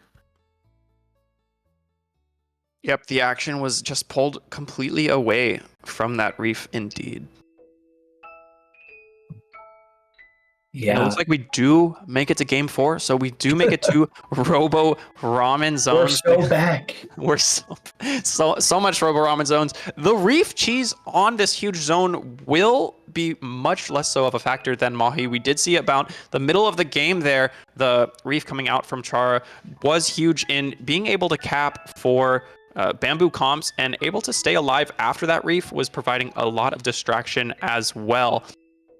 And it will just be less of a issue here. We'll need to be seeing like Reefs to kind of on the elbow to be able to either take it back or to be able to try and get their opponent's elbow just to try and get people to back up or drop there. And it will be a lot less strong on the zone. You're going to have so many walls from which you can punish that Reef after it has exploded. And I'm very curious to see. The main weapon is going to be need to used a lot more by Chara from here on this map. Yeah, honestly, still the Dreadbringer is, an underrated main weapon. We've seen it, not gain as much traction as other buckets. Like, V-Slosher's kind of had a renaissance, a resurgence in the past several months, as well as Explosher gaining a little bit of traction just recently. Not quite much on this map as we see 2 pencils, but it's still like, it still has a couple of uses. We've seen teams kind of opt for it in some map modes, but as we load into here, it looks like we're just going to play for the zone a little bit early. Volty going to find one. Getting Dante is going to be massive as the zone flips in favor of Alan Garner Fan Club. Volty's looking for more. Not quite going to find it. These Tri-Strikes, though, are going to just isolate Chara on that Reef Slider. The Reef Slider gets shut down immediately. Now, Volty with this Trizuka. Can you find anything with it? Hypnos goes down with an assist. Can you find a second one? No, not quite. You're actually dropping to half Trizuka instead, but you're still maintaining control of this zone. 75 points left. Enlo finds one, looks for the second with the hammer, finds it. This is massive for Alan Garner Fan Club. They're not happy that they lost that in the last seconds of game 3, and now they're looking for blood here, Brave. Yeah, just having 2 Bamboo Comps in pit was huge there for Henlo's hammer, and now we do finally see a retake coming from Guess We Do and Bamboo Comps now. They want to start trying to put an advantage, and with a amazing jump out here from Chara, being able to get to there is going to really be able to put an advantage for Guess We Do and Bamboo Comps. As long as this pencil does kill the carbon trying to rush the jumps, they are going to be able to continually hold this advantage and probably get a lead here unless some specials come out very soon. Yeah, this is going to need to be a big retake. They can relinquish the lead here. It's still early in the game. 3.5 minutes remaining. However, you're going to need to retake now, especially with Synapse popping all of the tri-strikes. You don't get the leaf flip just yet. You're going to need to use Henlo's hammer to do so. However, Chara is getting the reef slider, not quite finding a pick. Actually diving into 3. That spells trouble for Bamboo Comps now as they're a member down. They find a trade. They find 2, actually. It's all up to Synapse to really hold members off as they maintain control of the zone on Alan Gardner Fan Club. Also providing a jump is pretty big, and they get control of the zone. They have a little bit of penalty, not a ton, so they have a realistic shot at taking the lead here, but they're going to need to play a little bit slower, just wait out a lot of these specials on the side of Bamboo Comps here. And they have Cooler, they have Strikes. This will be the retake for Bamboo. It will be now. They need to get, and they do get the zone flip, but if they don't get picks, it won't be much of a retake for very long. The Alan Garner Fan Club does take zone back fairly quickly, and we only have a 1-for-1 trade, meaning that Alan Garner really gets to keep the advantage going here, as the Carbon Roller gets 2 off of Bamboo Comps on the elbow and is able to harass the Pencil to jump out as well. This is going to be the end of penalty very soon for Garner Fan Club. That was a disgusting double on the flick from Volti here. Looking for a little bit more, but not quite going to find anything. Getting that Trizuka, though, just being respected by the rest of the team. However, half is going to drop immediately before Volti has a chance to even use it, and that's cooler. That's a coolerless death as well. So you're not going to have the Zuka. You're not going to have a Carbon Roller up for quite a while here. However, Alan Garner Fan Club maintains control of the zone. They still have they just got the lead back. There's 3 members still holding the zone incredibly well, and it's just half remaining. They could actually KO this. It's just half Zuka and Chara's Reef Slider. The first pick onto Synapse there is going to be big, but it's not going to matter. Alan Garner Fan Club take Robo Ramen, and they push us to Game 5. Absolutely, we are going to have an extremely exciting Game 5 next. I saw there at the end, we saw Bamboo Comps kind of staggering a lot. They always had man down, man down. They were unable to really come at the Alan Garner Fan Club with their full fighting force there in just the last minute or 2 of the entire game. Yeah, and now it's all come down to splat zones on Humpback. I haven't seen that in a minute. Humpback. Yeah. Normally you see this in Rainmaker. But now we're playing it on splat zones. Brave, have you seen this in Tourney? This is my first time seeing it since Humpback came out. I'm very curious to see how it's evolved in the past year or so. Yeah, there were a lot of early opinions that Pencil couldn't really do much here on Humpback. It's the same thing with sightlines with most snipers here, and how all the curves and how all the walls, just the way the map is, makes it very difficult to secure picks. Though recently we still have seen Pencil being picked more and more on Humpback as it just shows its dominance, has really just kept being the meta. But I'm curious to see if we are going to see Pencil from both teams here in this extremely tense Game 5. Honestly, we could see a lot. I have no clue what we're going to. This weapon leans incredibly heavily into buckets. They're outstanding, sensational on this map, especially with those slopes and with the verticality, a little bit able to hit so many different places. We're not going to see one at all from Alan Garner Fan Club. However, on the side of Bamboo Comps, we are going to see the same 2, just Dread plus V Bucket, with a lot of special power up on Chara's Dread Ringer for that Reef Slider. Yeah, they are going to be going for that Reef Cheese. You can do it from so many different angles and from so many different places. We do come early strikes coming out from Alan Garner Fan Club, but as the Pencil goes down, that's going to be no cooler for Alan Garner Fan Club. It's going to be very important as the Carbon is able to get 2, but then is going to go down. It looks like the Pencil actually did get the cooler out for Alan Garner before going down, so that was a huge early cooler. And now we are going to see Alan Garner trying to take back the zone, but against those strikes is not going to be able to do it yet. Yeah, the paint is coming through from Bamboo Comps. They have not relinquished control of the zone at all. However, Volti's going to try and find one, gets one, trades out though. Dante on this left-hand side finding Synapse too. The zone finally flips in favor of Alan Garner Fan Club, but not for very long. They only have 4 points ticked off on it, and those are all put back by the penalty. Dante also finding a massive pick onto Lexi too, and with the tri-strikes out, this is going to be a great hold for Bamboo Comps, especially if they can burn so many of these specials from Alan Garner Fan Club. Looks like the tri-strikes are coming out, going to get counter-strike by both specials from Bamboo Comps here. They don't have any more to work with. However, they do maintain control of this zone. The cooler comes out from Alan Garner Fan Club. We're looking to get a little bit aggressive on the side of them. Finding one, getting traded out though, is Volti. The strikes are coming through. No strikes to contest this time on the side of Bamboo Comps, and that means they're going to be able to successfully retake this zone, with minimal casualties on their end now. Yeah, and with 2 down on the side of Bamboo Comps, they're going to be having to take a slow approach here. They are going to all be coming back from spawn. They're going to need some picks, some specials to be able to really get back in here. And they do have one tri-strike on board, about 75 to both their other tri-strike and the Reef. But we see Alan Garner Fan Club, a shot and Carbon both going down, and with strikes coming out, that is going to be a very solid retake for Bamboo Comps. Yeah, they've only used one special there as well. That's the major thing. They found the picks that they needed to. I think that was 3 of them that are sort of coming out of the spawn. Pretty big, and now it's looking dicey for Synapse. Finding one onto Chara, though, it's going to be pretty big.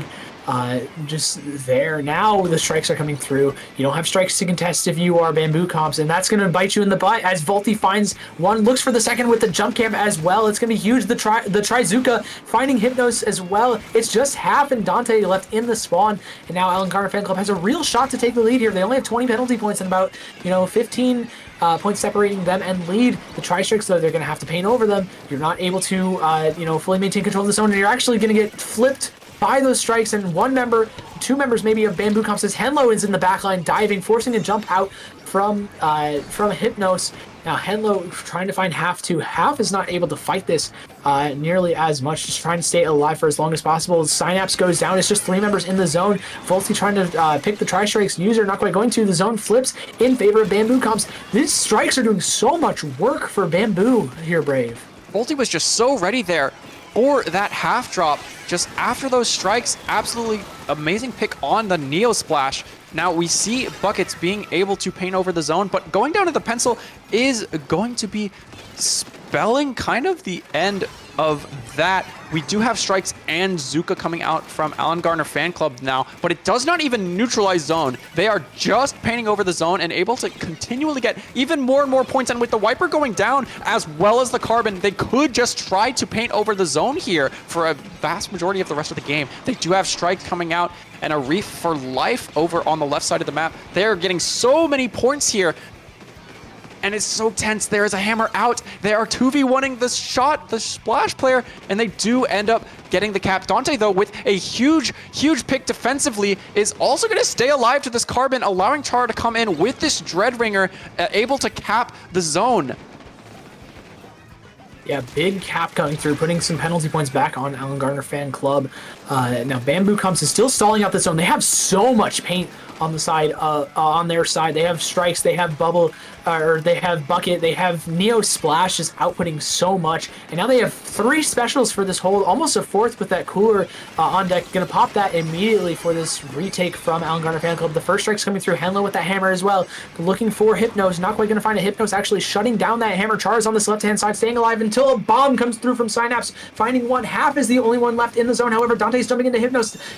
They're able to support Half. Half drops. Henlo finds Dante as well. It's just Chara left. And wait, Alan Garner Fan Club has a shot here. They only have a couple penalty points. They're only about 60 off lead. They need Henlo to go massive with the second hammer. A Reef, though. They have 2 strikes in a Reef. What are they going to do? They need to get these picks. They need to get these picks. Here come out the strikes. We see 4 strikes on zone, 5 strikes on zone, but they keep it. They do not let those 5 strikes cap the zone, but going 2 down is looking very bad for Alan Garner. That is going to be a cap for Bamboo Comps. They take it in a close game 5 situation over them. Oh my gosh, Sig! Dude. What a map. That is what a map. We What a saw map, so many strikes that game. I kind of want to see the stats from that game, but we How much nonetheless How much over under on like 2,500 paints from half there? What do you think? I think under. 2,500. That's too much. That's too much. Okay, that's fair. That's I fair. go It's a over- ridiculous number, but like it is I say over humpback. 20. Over 20. I say over 2,200. Okay. paint there. Honestly, yeah. I think that's definitely possible. I think that's doable. That ridiculous amount of paint from Bamboo Comps. It really helped them out here, especially with the special output that they were able to kind of keep going. That double tri-strike's able to maintain control of that zone, retake it so effectively too.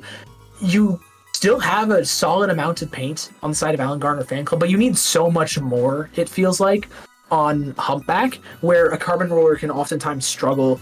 And even Wiper. Wiper has great paint now. You know, it got buffed at the very beginning of Splatoon 3 with that paint, so now it's good, but it still really isn't enough in the face of multiple tri-strikes.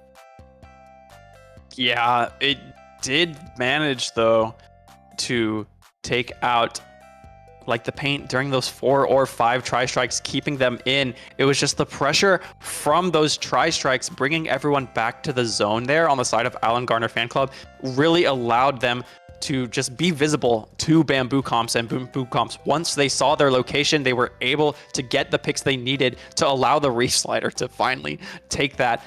But nonetheless, we will be seeing y'all in winners finals next after this short break. Actually, Brave, I think we might, that might be it for us on this block, actually. That will kind of conclude this first half of In the Zone. That being said, Brave, before we head out, where can everybody in chat find you? I primarily am going to be on Twitter at brave_SSB. What about you, Sig? You can find me on Twitter, on Blue Sky, on just about any kind of media that we use for Splatoon, at SigDokari, like you see at the bottom of the screen right there. You know, like we said, it has been phenomenal casting with you, Brave. It's been a minute, man, hasn't it? Yeah, it's been a while. It was, of course, great meeting you at Riptide, and great commentating with you today. It's been a great run. It has been. And that being said, we have 2 phenomenal commentators in Jordan and Nine coming up for you. So we'll be right back after this short break.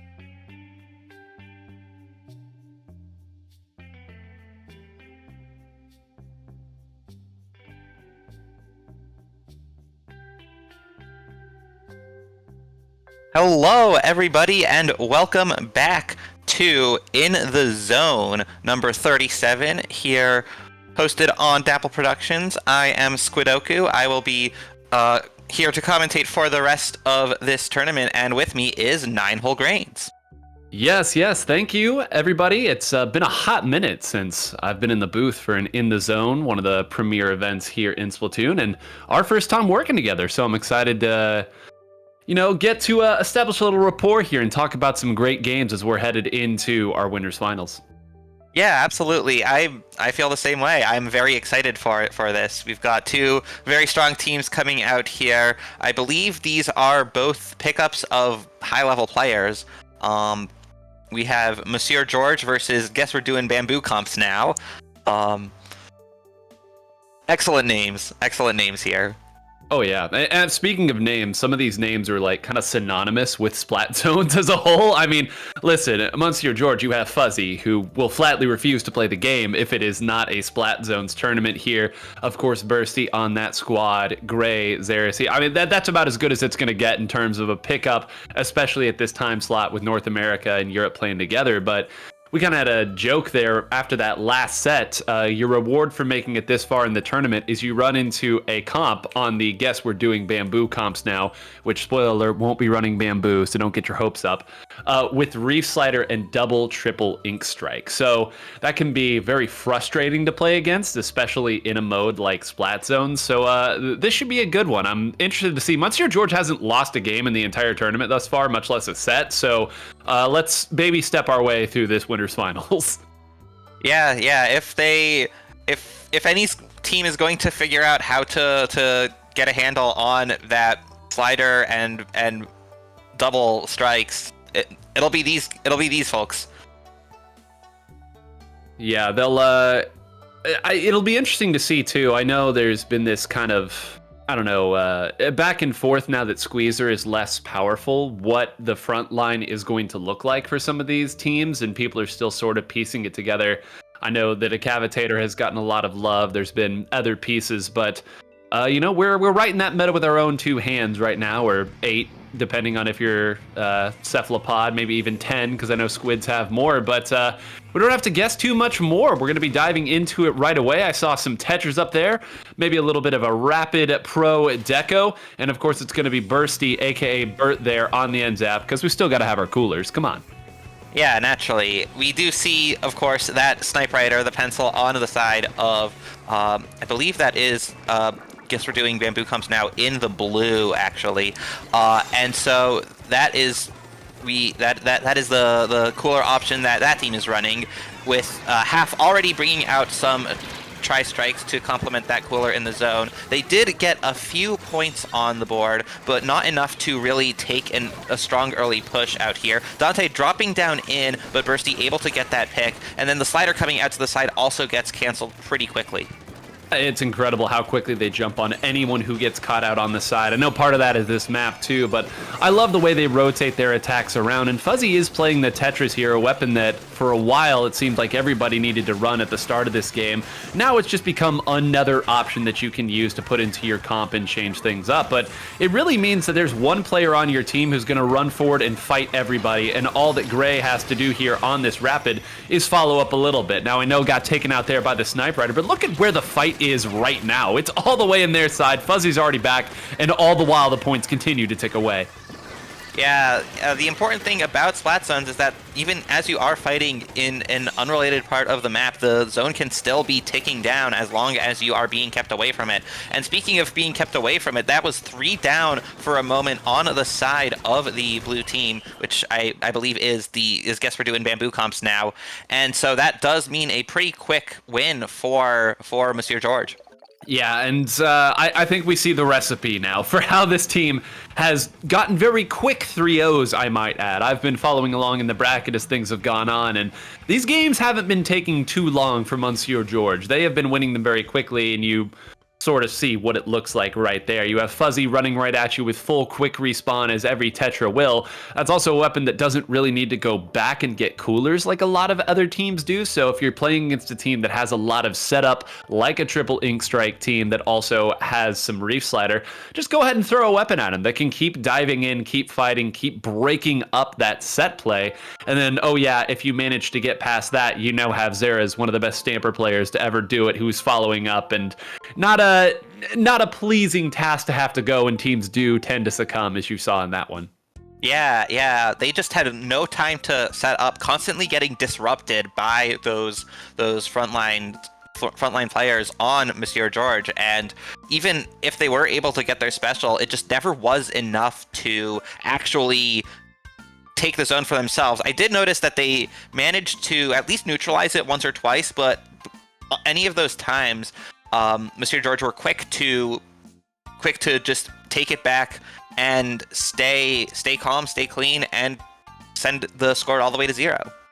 Yeah, gotta give Bursty some credit there on that NZAP. I don't know, when I'm playing NZAP, sometimes if my team is dove in on the opposing side, I do the same, but Bursty, very disciplined, simply keeping that zone and providing the coolers.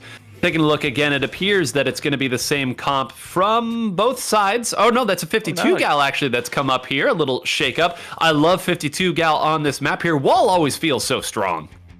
Yeah, Wall is definitely something that might be difficult for, say, some of the players on the side of Monsieur George to deal with, but not if they have enough pressure onto that wall, it might not be too much of a hassle to deal with. But now, getting the first control of the zone, Monsieur George this time. Here we see Gray using that killer whale with the cooler going down right behind them, bringing the zone further down. Of course, they still haven't gotten to that. Oh, that is a triple. They haven't gotten to the lowered water level, but now, guess we're doing bamboo comps now. Looks to have a way in. Yeah, and they took Fuzzy out very, very quickly there on the Tetris, which means that they'll get to keep looking forward. Sometimes when a Tetris gets behind you, you spend too long fighting it, and all that while the opposing team gets a solid foothold. They took that quick and now have earned the right to score some points here. They took Gray out there very early as well, maybe a little bit of an unforced error dropping on that side, and now they're doing it with distance, some bombs and a couple other things. That's going to be a delayed wipe. Bursty is simply waiting back there to turf and do what he can to make this difficult, but I am stunned at how quickly Guess We're Doing bamboo comps has turned this one around. Yeah, that huge swing in momentum with that triple there, allowing them to take the zone, and they're really putting on the lockout there. There's I believe a tri-strike starting to come out from that slosher, and then all that pressure just preventing Monsieur George from getting in at all. Looks like they're trying to get in a little bit here. They've got that cooler, they've got the zone neutralized, but getting taken out, Bursty there.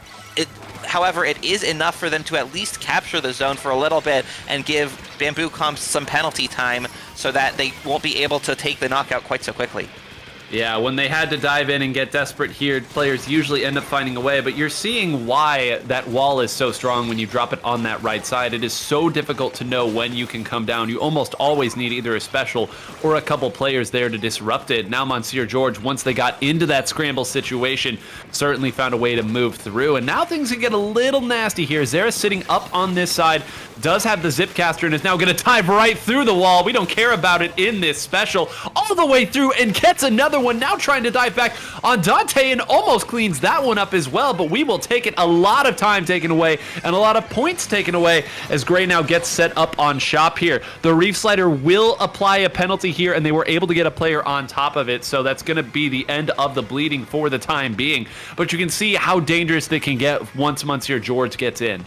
Yeah, that crucial Reef Slider there, it wouldn't have been enough to capture the zone on its own, but having a little bit more paint next to it, really needing that coordination as you will expect from players at this level. But then there's the slider coming back out from the Tetras, from Fuzzy, who is, I'm not sure if they were coolered up, actually. It might have just been the player on Bamboo Comps who was. But another slider coming out once again does help the zone flip back to Bamboo Comps' side, and it is just going back and forth here. As long as Bamboo Comps can keep the control relatively even, ooh, that is a wipeout, and that should absolutely help. They might be able to knock this out right here.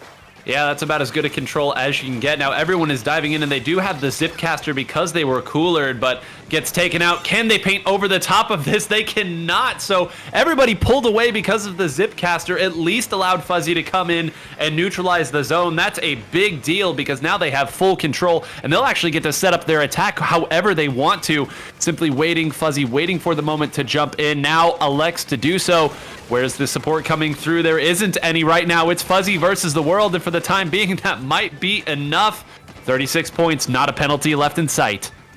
Yeah, as we get to the 1 minute remaining mark, there's not much even relative to that, as the points are still ticking down. 2 players down, and those strikes are coming in right as soon as they need to be.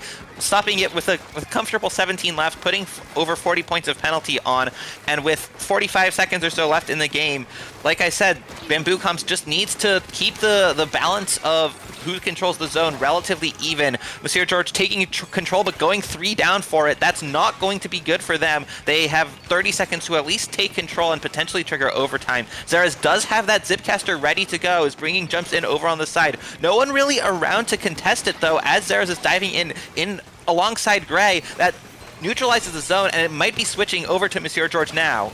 And an important thing to note here is they took out the opposing pencil at the start of that push. That has been the one piece that has kept this defense together. Every time Fuzzy or Xerath dives in, that nice range from the pencil can close it out. Now they're going to have to do what no team has been able to do thus far, which is fight through this comp that we have said is so frustrating to fight against. You can see they've already got one set of triple ink strikes and their Reef Slider there. They just need to find an angle, and they won't even need that because the 52 gal had taken the long and scenic road to the zone. That'll close it out, but that's why you run that comp, right? Because everyone knows, okay, we're going to have to fight through 2 things that we can barely paint over, and when all your focus goes to that, it allows one of the other shooters to sneak in and just take it even without need of that Reef Slider. Yeah, absolutely. That is a great showing from Bamboo Comps, taking the first game of the day off of Monsieur George here, using those weapons that they got. Maybe that 52 gal was really the key that they needed, and we'll see if they continue using it or using something like it as we move on to Game 3 on Umami Ruins. Yeah, it'll be interesting to see if that was a map pick. We don't have the numbers in front of us right away, of course, but it did feel like there was a much more sustained threat. The 52 gal right now is, I think, in a great spot. There are a lot of weapons that are sort of vying for the front of the frontliner pick, but listen, the 52 gal has been doing its thing since the very beginning of Splatoon 1. You throw down that wall on a weapon that takes you out in 2 shots. We've all been there. We've all been on the other side of it. We've all probably tried it at least once too, but it does give another dynamic to the sustainability of your front line. But I will be interested to see if Monsieur George ends up sticking with this comp, because every time they've pushed forward, and actually we're starting now, so I think I answered my own question there, but it does seem like the pencil has been very, very difficult for them to push through. And indeed, Fuzzy is now switching over to the dually squelchers, and it is actually, yes, the vanilla dually squelchers, so it's not going to be the custom dually squelchers here. So maybe diving in too often, feeling like they weren't contributing here, we'll see if that makes the change. Yeah, personally, I am a big fan of the Super Chumps, but I can totally see the value in that vanilla kit. And of course, I am not as high of a level of player as these folks. The Monsieur George are able to get the first control early on, but the fight in mid is still going on. 1 going down, that is 2 going down on the side of, guess we're doing Bamboo Comps now. They are sticking with that 52 gal, but Chara able to get 2 picks here, and looking to get some more, diving in with that Ringer, getting another splat before jumping out and allowing Bamboo Comps to just take control of the zones. Yeah, nicely done so far. I mean, that is the thing about this double slosher composition, which we really haven't talked about a whole lot because these games have been ending so quickly, but on any map where you like to get set up in a middle raised area or you have to drop down into a pit, double slosher is just frustrating as heck to fight. Jara's just farming right now here, collecting some of the easier shots you're going to see this go, and because they're tacticalered up, they dive in. That's the cooler now down here. Bursty's going to take a while to respawn on that side. I cannot believe how quickly they have pushed back Monsieur George out. Now, I know Monsieur George's comp really shines once they're in and forcing you back, but they've got bigger problems. 15 seconds on the clock. Yeah, they're getting a taste of their own medicine here, but Xerath with that Zipcaster getting behind the pencil and able to at least stem the bleeding for a moment, but even then, Bamboo Comps is able to score a few more points there. More picks getting on each side. Xerath's in top mid, trying to get something done, but now with the numbers in Monsieur George's favor, they look set, unless they can't take the zone. Still 2 more points, and they only need 2 more points after that, but finally, Monsieur George are able to, at least at the price of a delayed wipeout, neutralize the zone and put a whole 75 points of penalty onto the board. Yeah, I kept looking up there at the top and I was like, wait, how are they still dying? Who is behind them? And I don't know who it was. It probably rotated roles a couple of times there, but people kept getting behind and more points kept ticking off. And this is how frustrating it can be when the cooler loop starts going against you, and it's one of the things that's difficult about the end zap, as we're going to see finally the killer whale have a nice effect here. That could actually be a big deal here, because that was set up on this side. You can see that's immediately where the collapse is coming from here. Xerath is now going to go and try to dive and take out this last member, so hopefully now, finally, as we enter the back half of this game, Monsieur George is going to have a real opportunity to make a defense coolered up and go forward, try to score some points. But, man, they have not found their footing thus far.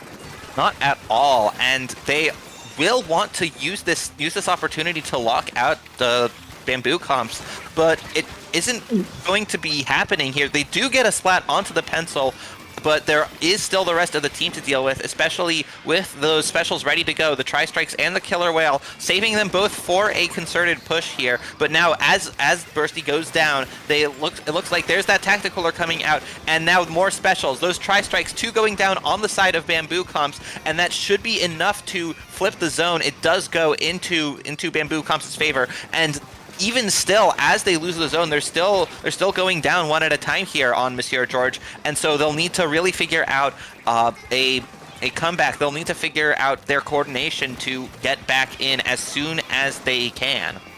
Yeah, but they're going to need their cooler here. You can see right now Bursty very desperately trying to paint. Now moves forward, sensing the moment there. They must have got the cooler out in the nick of time. And oh my gosh, that was quick. How quickly they took them all out here. Now they're in a really good spot. They've got both of their frontliners forward here, and Bursty very, very close to another Tacticooler here. So this is going to be the best opportunity they will have. And because this is a 2-zone map, the same sort of immediate flip zone that we have seen come out of this comp really isn't going to be done in the same fashion. They're going to have to fight their way out. So far, so good. 2 down there. Fuzzy now face forward with a weapon here that isn't the best at fighting and does get taken down as a result. Will the jumps come back in time for them to hold the zone? For the time being, it appears not. But look at that. 3 down. They're going to get one more chance at this, and that is not a lot of penalty. Do not let the 28 deceive you. Yeah, even as we are getting into the last 30 seconds of this game, if Monsieur George can hold on to this, if they need overtime, they will get it. But there's, I believe, enough time left for them to get all the points they need without it. That being said, that one Zipcaster from Xerath not getting anything done was a huge blow for Monsieur George, as Bamboo Comps have taken the zones back. As the time is ticking down, as long as they can hold on to either of the zones, there it goes. That is the end of the 5 minutes, and now Bamboo Comps are up 2-1.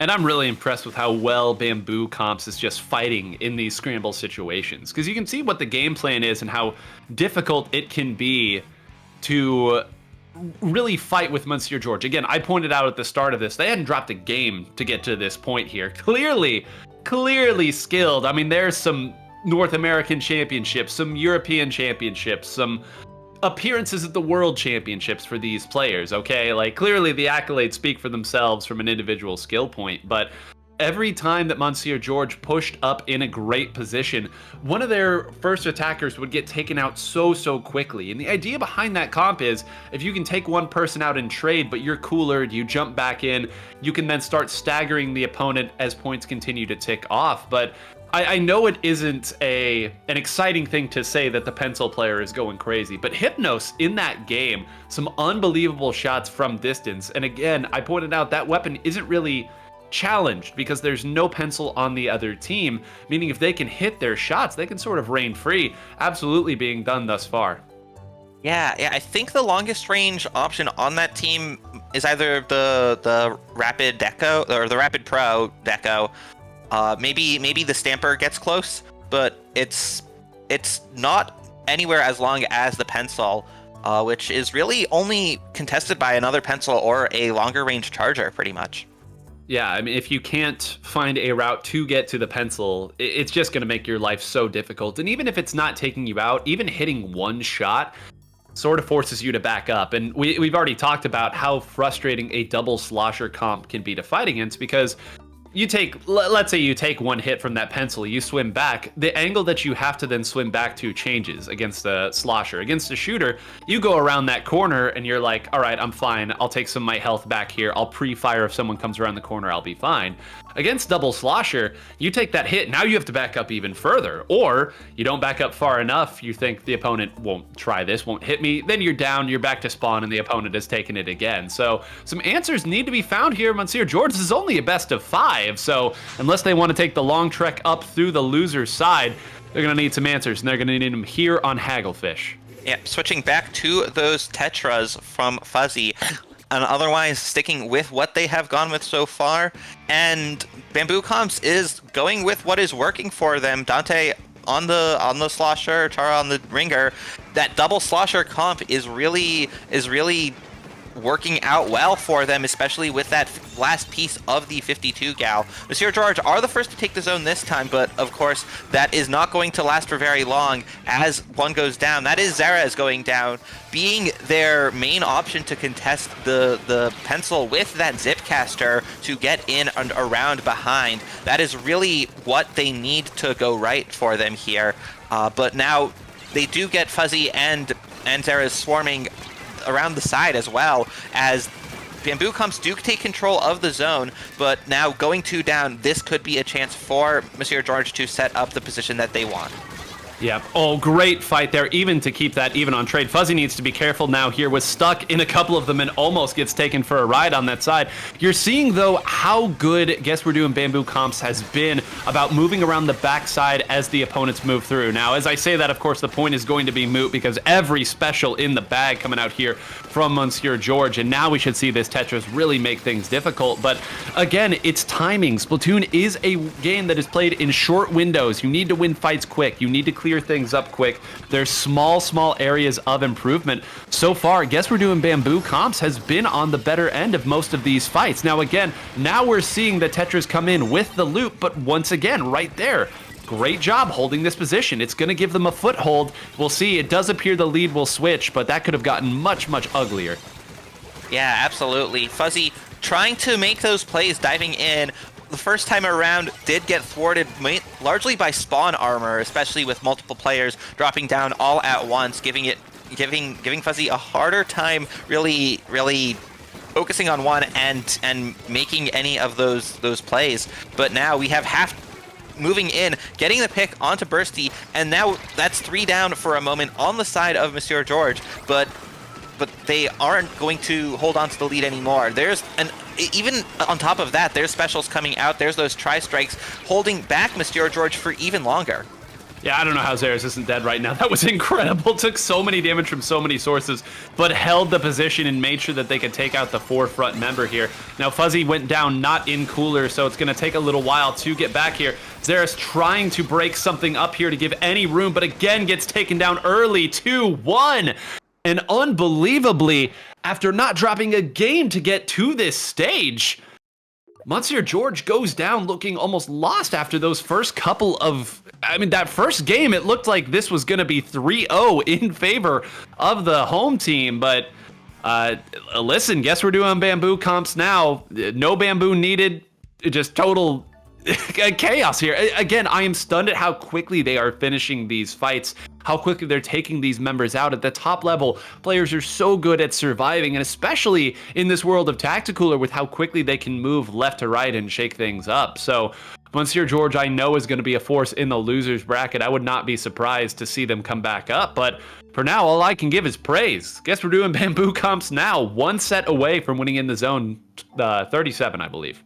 Yep, that is right. And yeah, after Monsieur George didn't drop a single game, they took the first game of the set and then they dropped 3 in a row to Bamboo Comps here, and that really was a shift in momentum, I think, for them in this tournament. After dominating for so long, they suddenly found obstacles that they couldn't really force their way past, and that must have thrown them off a little bit, I think.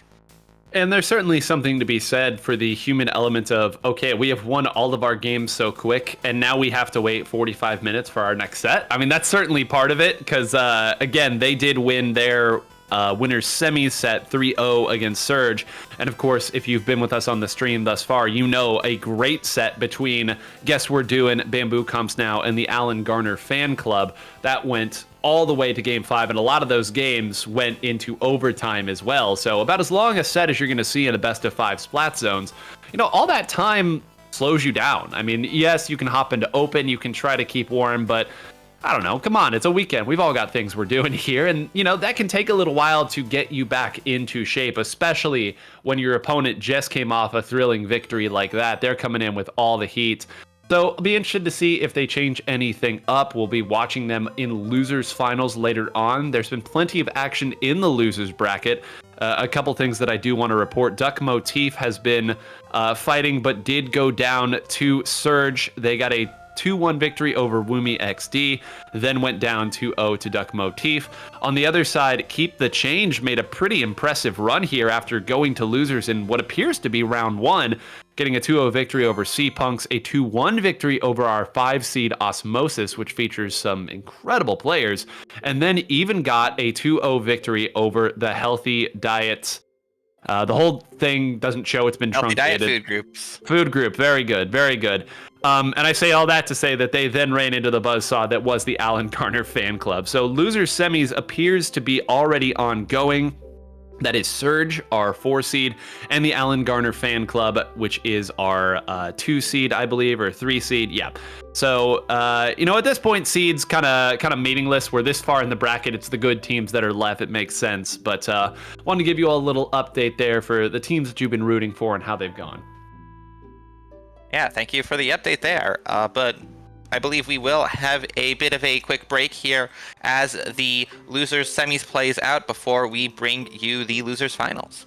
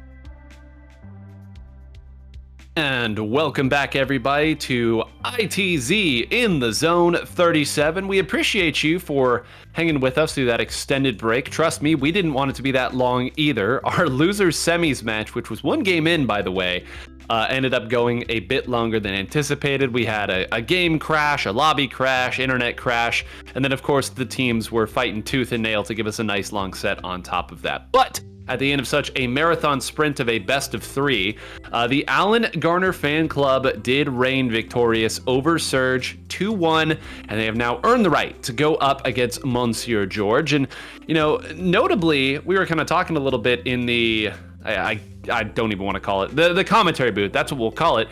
This was not a matchup that we saw to this point, because these two teams were on opposite sides of the initial bracket. Yeah, both of these teams did go down to, I guess we're doing bamboo comps now, in the semifinals and finals of the winners bracket respectively.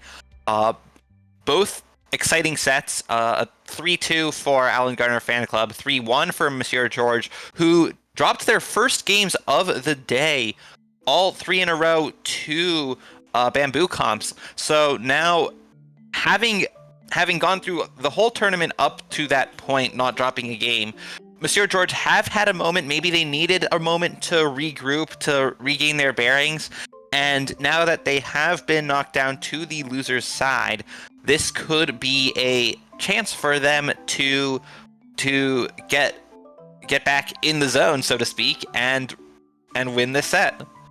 Yeah, these players have won a lot of games. They've also lost a lot of games. They are used to being in losers and having to kick the tires, find a way to get yourself back in good shape in the middle of a tournament here. So I'd expect them to come back out here with some nice strategy, some sharp execution, and you know that they want this win too. But I'm very curious to see on the side of the Alan Garner fan club what Volti has been playing. I know right now, if you've been watching really any high-level Splatoon all over the place, of course in the 20XX leagues, but in a lot of the big Japanese events as of late too, the Roller family has just been getting some love. And it's not because the weapons have been changed a lot or recently got a patch or an update. For whatever reason it is, the Rollers have just started to come to the top. And you can't talk about Rollers, especially in Europe, without talking about Volti on the Carbon Roller. I've always said that Rollers kind of present a very frustrating tilt-esque aspect to it, because it's a weapon that will take you out in one shot and you can't always see them, and how very, very annoying that can be to fight against. So if Monsieur George is, you know, feeling a little down or a little tilted from their last set, this could get out of hand in a hurry. And of course, going to Robo Ramen for our first game, a spot that Rollers love to fight it out, get behind, and work up these walls. It could get ugly in a hurry, so let's hope these teams are ready to treat us to a good set. Yeah, we have Monsieur George bringing out something familiar, and Henlo on the wiper here on the side of Alan Garner fan club. That's an interesting to see. I'm a big fan of wiper myself. Alongside that pencil, which, as we've seen, is longer range than anything that Monsieur George are bringing out here. Neither team has captured the zone yet. It is Monsieur George who get it first. One going down on each side, and then a second going down for Monsieur George, but they are going to lose control with still a numbers advantage, though, as that tactical are bringing them back in very quickly. But Henlo getting 3 with that Ultra Stamp and allowing Alan Garner Fan Club to take the zone for the first time in this game. Yeah, how quickly it all changes up here. I don't even think one of those players was even, like, trying to get hit by that, or Henlo did not know that that one was going there. You simply run forward with that thing, and someone jumps in, falls off, and now you're in pain here. But you can see how difficult it's been for any sort of sustained bit. The Tetras, I think, did a really good job early on of breaking up the Alan Garner Fan Club, but something to be said about the Wiper, as you noted, you love it, and I do too, because that thing is so difficult to pin down, so difficult to take out, and all the time you're spending fighting that is more and more time for these other members to get into position and punish you as you're trying to break out. Yeah, having that Wiper and the Carbon is a nasty combo of weapons that can really take up your time and get behind you and just wreak havoc. But despite that, Monsieur George did manage to get in around underneath, I believe, and get to the zone here, collapsing onto I believe that was Volty, who was still in that base. But Alan Garner Fan Club already getting that down to 17 points. Monsieur George are going to be looking for a similar push, but there is Xera's coming from behind, not able to get anything done. There's Synapse bringing out those strikes, and that does allow Alan Garner Fan Club to retake this zone.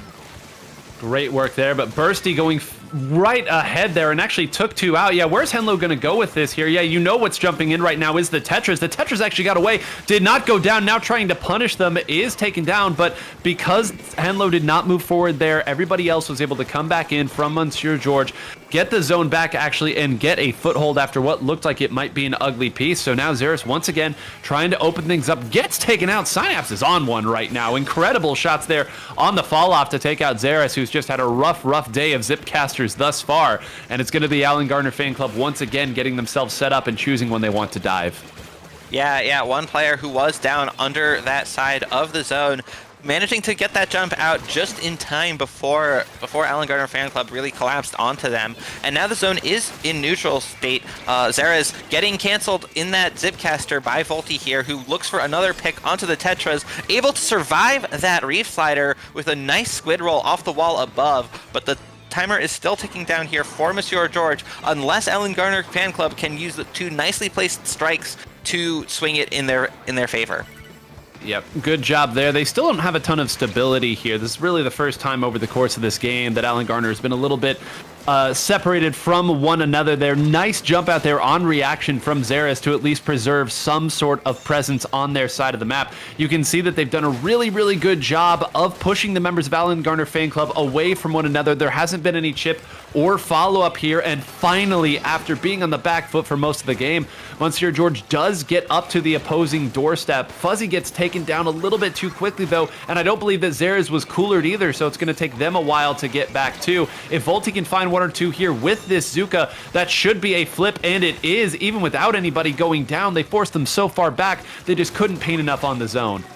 Oh yeah, there is a pick for Volty getting those Tetras as well as Xera's Stamper. That's going to be really big for them. Xera's is already respawning back in, but there's that Reef Slider coming on out, and then going for again on Xera's. Volty just getting more and more picks, just running around in all the paint that the rest of the team is putting down, and just able to pick them off one at a time. And now Xera's being the only one left alive. That is a delayed wipe here.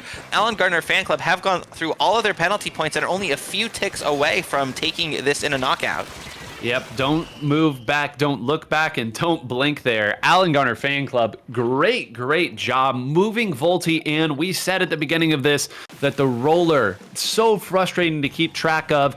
You do a good job of keeping it contained for a big part of the game, and then suddenly at the end, you maybe have one player down, the opponent has a special that's going your way, some bombs and whatnot, and there's just not a whole lot that you can do at that point. Eventually, that roller is going to come and collect. And if they take you out 3 at a time that quickly, it's not a game plan. There's no mistake that was made. It's just you got bunched up in one spot because the opposing team did a good job of corralling you there, and then the roller does the one thing that it was made to do. So the Alan Garner Fan Club, a very strong victory. They look sharp as well. I think we're starting to see why they had such a long and drawn out set with the team waiting for them in grand finals.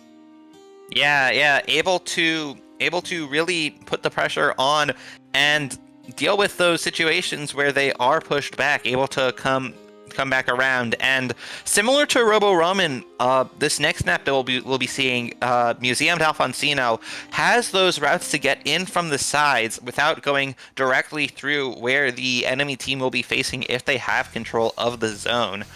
And so that'll be similar to Robo Ramen, and it'll give opportunities for players like Volti and like Henlo to get around behind the players on Monsieur George if they are trying to set up and disrupt what they are trying to do, like Monsieur George tried to. We're so effective on this very map, of so effective at disrupting bamboo comps. And this is the last map that Monsieur George took a victory on, so they might use this as an opportunity to recall what went well for them on there and get back into the swing of things.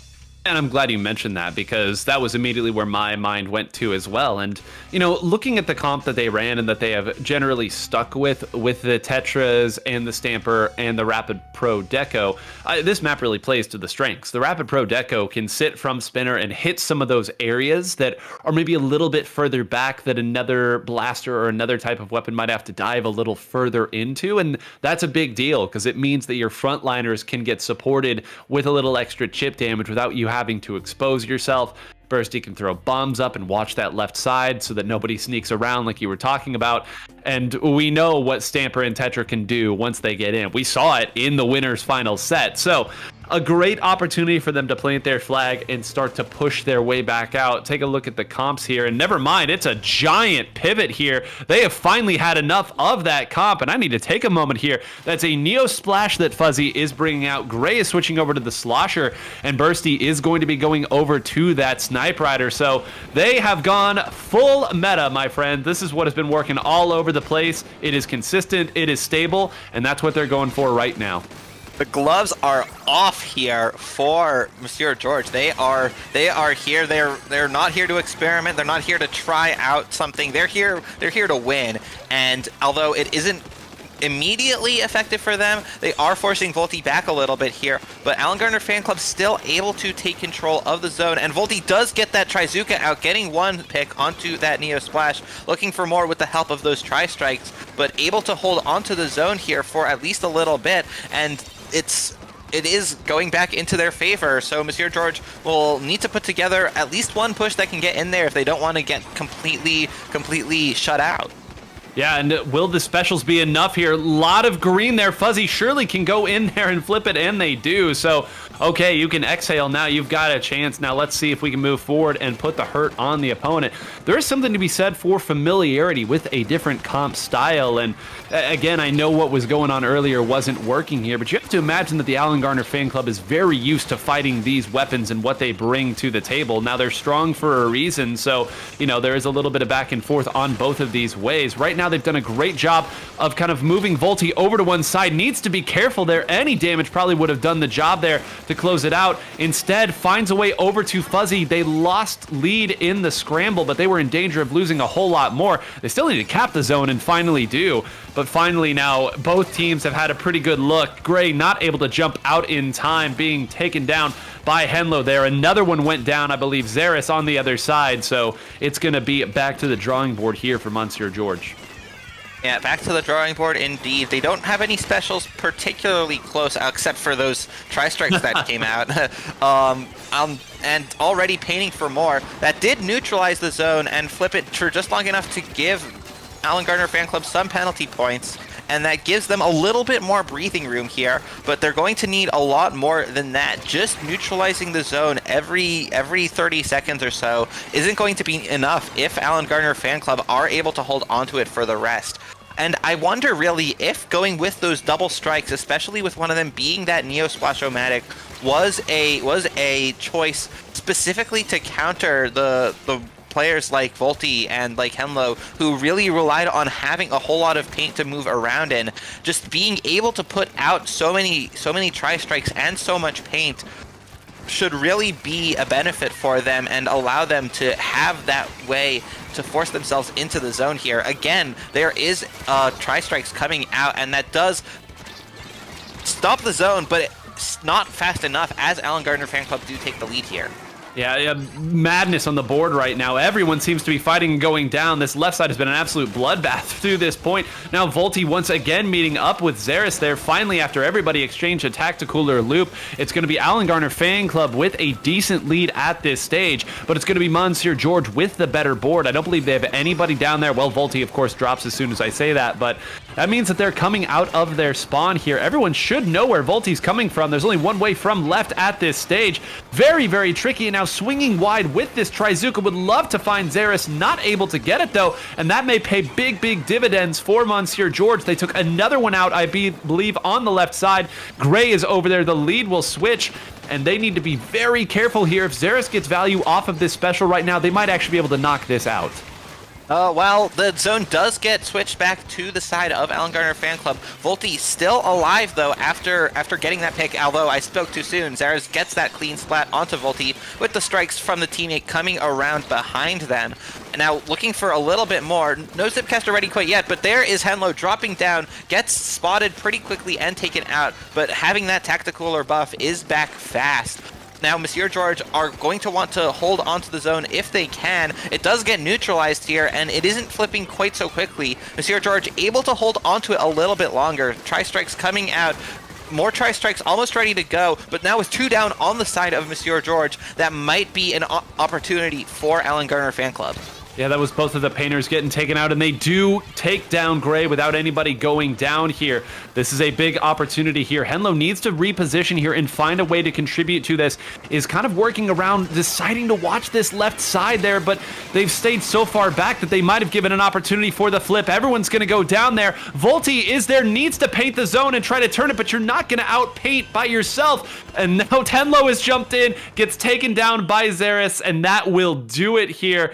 Oh, so close to flipping that zone. They only needed a couple more ticks, but a Carbon Roller's not going to outpaint a pencil in that spot. And give great credit to Bursty right there. Just keeping on the zone. Don't worry about taking down that Carbon Roller there. Keep it neutral. You know you have the cooler flip in your side. And yes, a couple jumped in there, but when you're back first in that scenario, just keep the zone your color. Everyone else will do their job. And once again, Monsieur George will take it in Museum. Maybe it's just the Splat 1 map. Maybe that's why they like it. And maybe that's why they're happy to see our next map, too. Yeah, that is Flounder Heights up next. Another double zone map. So far we've seen Umami, but this one has much smaller zones in the top middle area of the map. It'll be interesting to see how, I believe, can a single Tri-Strike capture one of those zones? I'm sure it can. Yeah, I mean, if there's nobody, if it's by itself, I believe it can. It might need a little help, but I think in a practical game sense, yes, it can. Yeah, especially with paint going down, little bits of it. If the zone isn't completely in the other team's color, that should be enough. So I wonder if Monsieur George are going to stick with this double Tri-Strike comp that they have brought out. If they're, especially with all of that extra paint from the splash, but no, they are not. They are switching back to this time they are bringing the custom dually sculptures. Lots of good places to put beacons on here, and Bursty back onto the NZAP with Alan Gardner Fan Club sticking with the weapons that they are familiar with and working with so far. Yep, it's an understandable choice here. I think that chumps are extremely strong here too. This is one of those maps where, yes, it can get scrambled up partway through, but when you're pushing back out, the opponent really has one spot they're going to try to set up their pivots from, and it's right here. I mean, it's their zone. So if you can put chumps there, everyone is probably in that area, and they have to go way back. Speaking of way back, Lexi gets the heck out of there in that spot, and now Monsieur Gang in a great position here. Xeris sitting up here waiting patiently for the moment to dive in. It appears that Volti got behind, though, and is going to make everybody turn the other way, now deciding whether or not to dive onto Bursty. Takes out Xeris in the scuffle, and then Bursty, who had dove down, runs right into Henlo's hammer. I think that's like the third time that's happened to him. Poor guy, but after all of that scuffle, you will see Alan Gardner Fan Club now wait to set up on this side, watch this wall, and make sure nobody can come up for free. A great tool to do that in that sub-weapon. So Great work there. Once again, points ticking away. And if they can wait this out here, it's going to be difficult for Monsieur George to fight their way back up on this side. Yeah, but it looks like they have already made it there. They have managed to push back. There's those chumps coming out. Only one of them actually makes it to that other team's zone, on the side of Alan Gardner Fan Club, who are able to at least get control of the Monsieur George's zone a little bit longer and bringing the fight into that side, forcing Monsieur George to step back a bit. Bursty going down there, as well as Gray, and now Henlo holding down the front line, taking a lot of damage. Zera's coming around from behind with that Zipcaster, getting the splat onto Lexi, but also to Henlo with the last dash of that Zipcaster.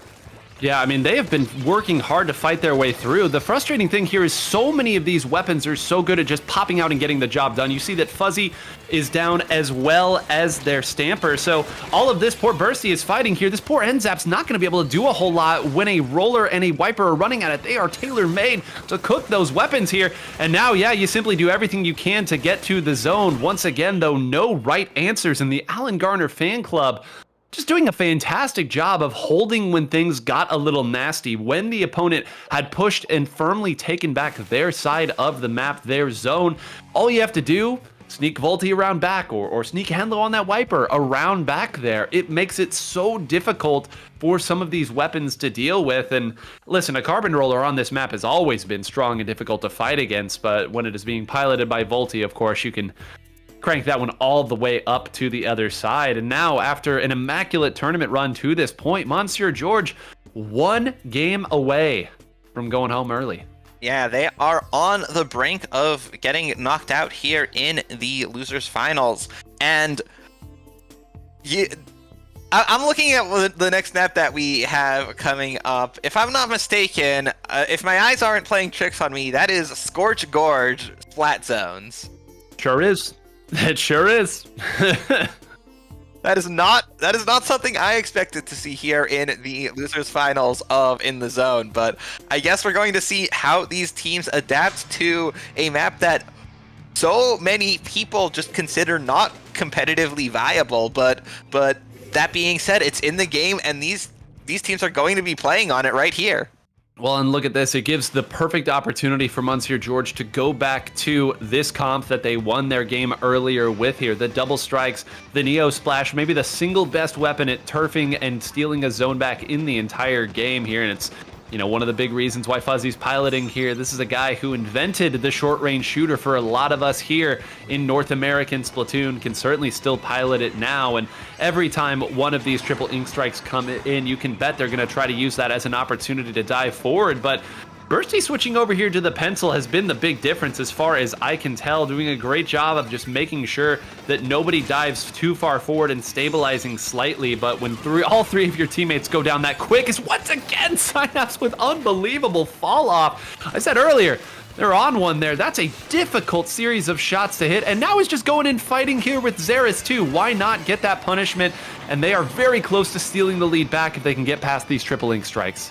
Yeah, but the ink strikes aren't enough to capture the zone. Maybe another set of them. No, it doesn't even neutralize it here, as this zone is just so big that Alan Gardner Fan Club are able to put only a little bit of paint, a little bit more paint down on it, and it would be enough. But as they go 3 down, Monsieur George do manage to take the zone, and they are just all running, making a beeline across those grates, trying to get onto the side of Alan Gardner Fan Club. But with that tactical buff, they're able to spawn in so quickly and prevent the bleeding from continuing. Henlo dropping down on that side with the hammer, able to throw it and take out Bursty there, using that hammer throw as a singular Zuka shot effectively that it functions as. But now with 2 players down on both sides and Alan Gardner Fan Club back in control of the zone, holding on to that 5-point lead. Henlo cleaning up there, getting some paint on, surviving that splat bomb, and sitting around here having already charged another hammer.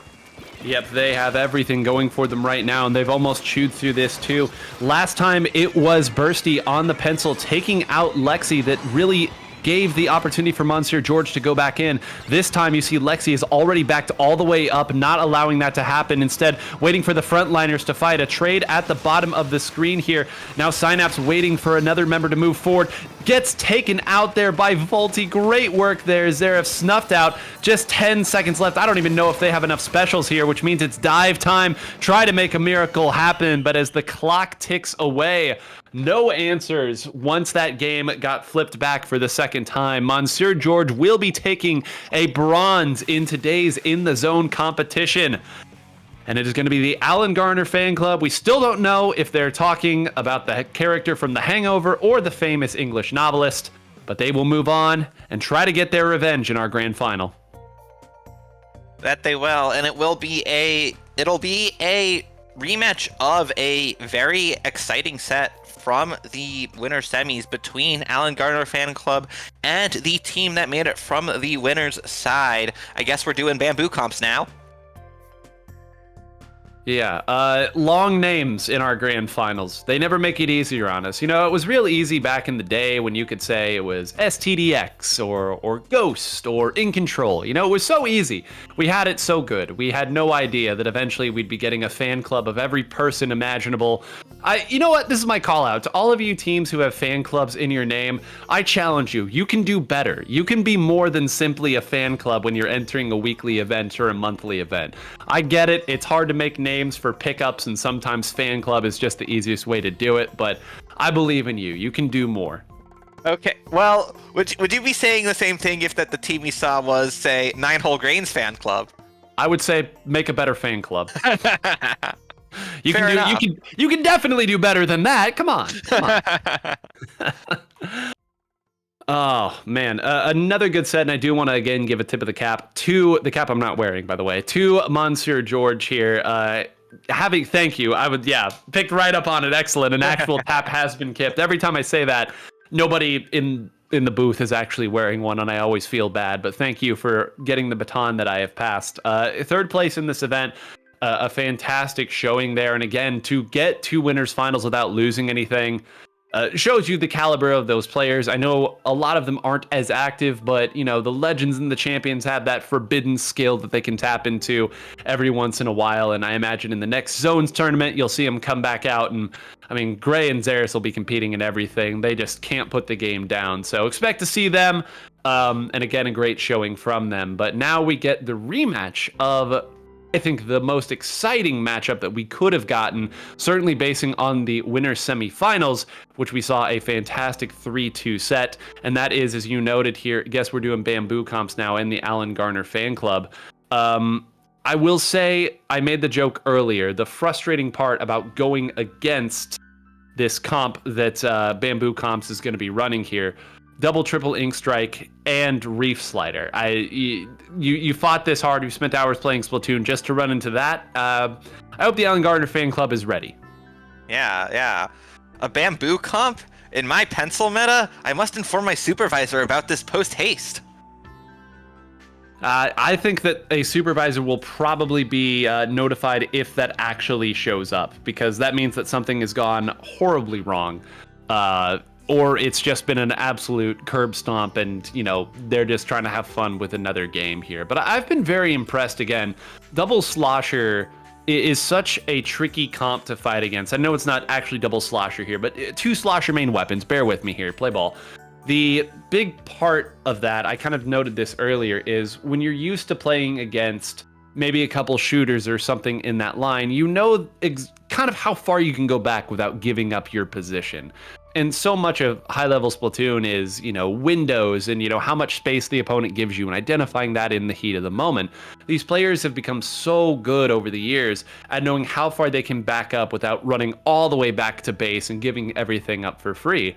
But that can then work against you when the opponent has a way, either by fall-off shot or just an outright slosh, to take you down. So much of that, again, from the human side is, again, acclimating yourself to what the opponent is doing, how they're walking through, and again, that much more frustrating when they're tacticalered up. Yeah, absolutely. I'm looking at the Sendu Inc. grand finals right now, it does appear that we have the bans from the two teams being presented with 7 maps, each team choosing to ban 1. It appears that Alan Garner Fan Club have actually chosen to ban Humpback Pump Track, which might seem strange considering that Volti is there, but having to go against those 2 Slosher class weapons, those would be incredibly powerful on Humpback, so I think you can understand why they would choose to ban that one. And then Bamboo Comps choosing to ban Flounder Heights. Yeah, no, they watched that last game. They saw that and they were like, we want no part of that. Yeah, no, thank you. Yeah, no, not letting a wiper in a carbon roller get behind us on that map and then just make us suffer here. So yeah, makes perfect sense. Each ban I agree with. It's again odd in a world like this where the beauty of a zones tournament is that much more of the map pool is available to players. That is, again, kind of as you noted earlier, something that we don't see a lot in more traditional tournaments, because when you put other zones into the mix, technically you are adding more maps, right? I know it's like, well, it's zones and tower control in the same map, but from the player's perspective, it's a different thing they have to prepare for compared to another piece. Which means if it's just one zone, you've just taken that multiplier all the way down. So more of these maps can become played. You still see a lot of neutrals, of course, but it's the beauty of zones. It's easy to see why in the zones always attracts very, very high level talent. Yeah. Splat zones, just in general, being such a popular map mode, we have tournaments like Swimmer Sync also moving to a zones priority format. Yeah, and makes total sense. I think, sorry, production, could you say that one more time into my head? I was talking and not listening. All right, thought so. We are going to a short break. Everyone in the audience, I know you can appreciate how good we are at segueing into this, but don't go anywhere. The grand finals finally here. It will be the Alan Garner Fan Club versus, guess we're doing Bamboo Comps now. Don't go anywhere. We'll be right back.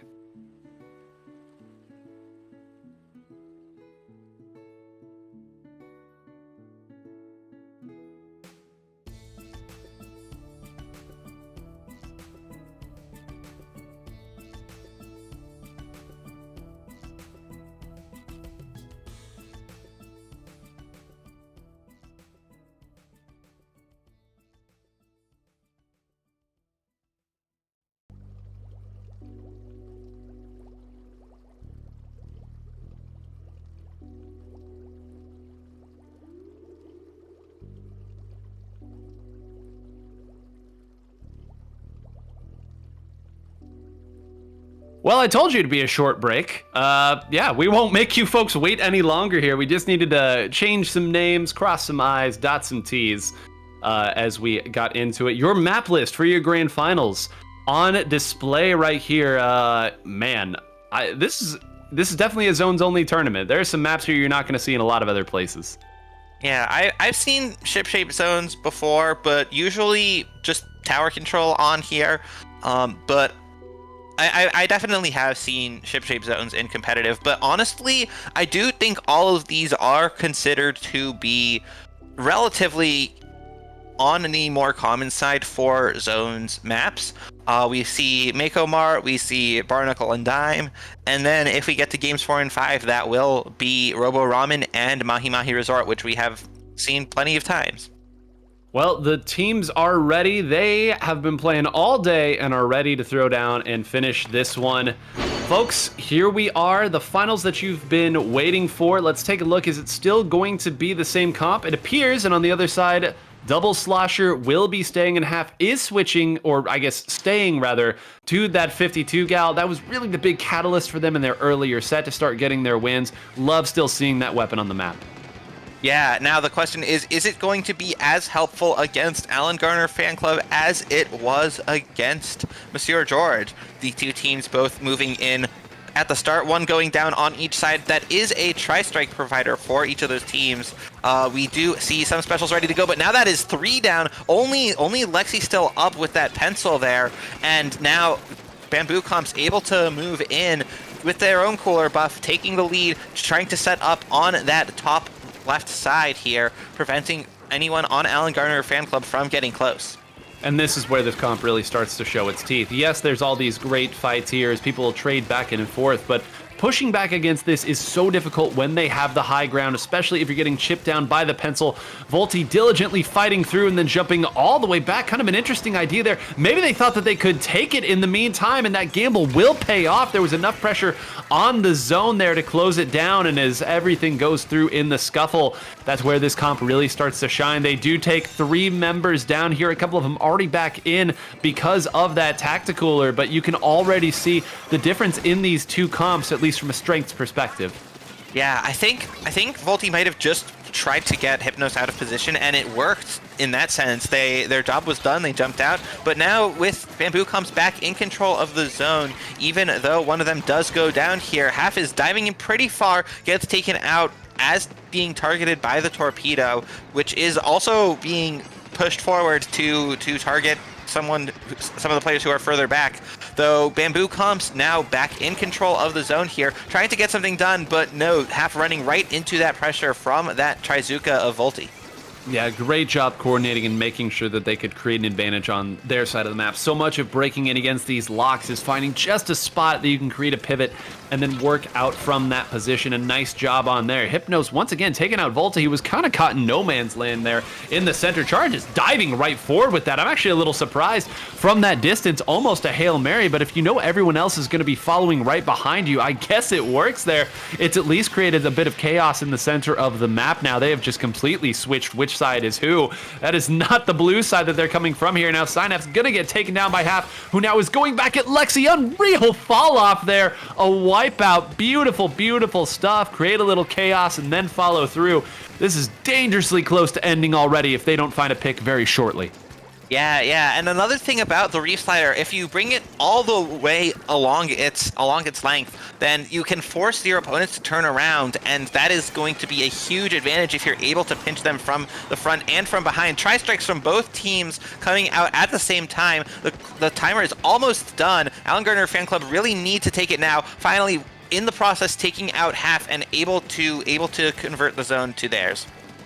Great work that time. They picked one target, dove forward, and closed it out there. I believe Chara did successfully land on that side, though, and that meant another player landed there, too. Can Chara find one or both? Is not able to. They're a real opportunity to break things up, but it does mean that the team will get to come back into the center of the map. A nice job using that as a flank opportunity.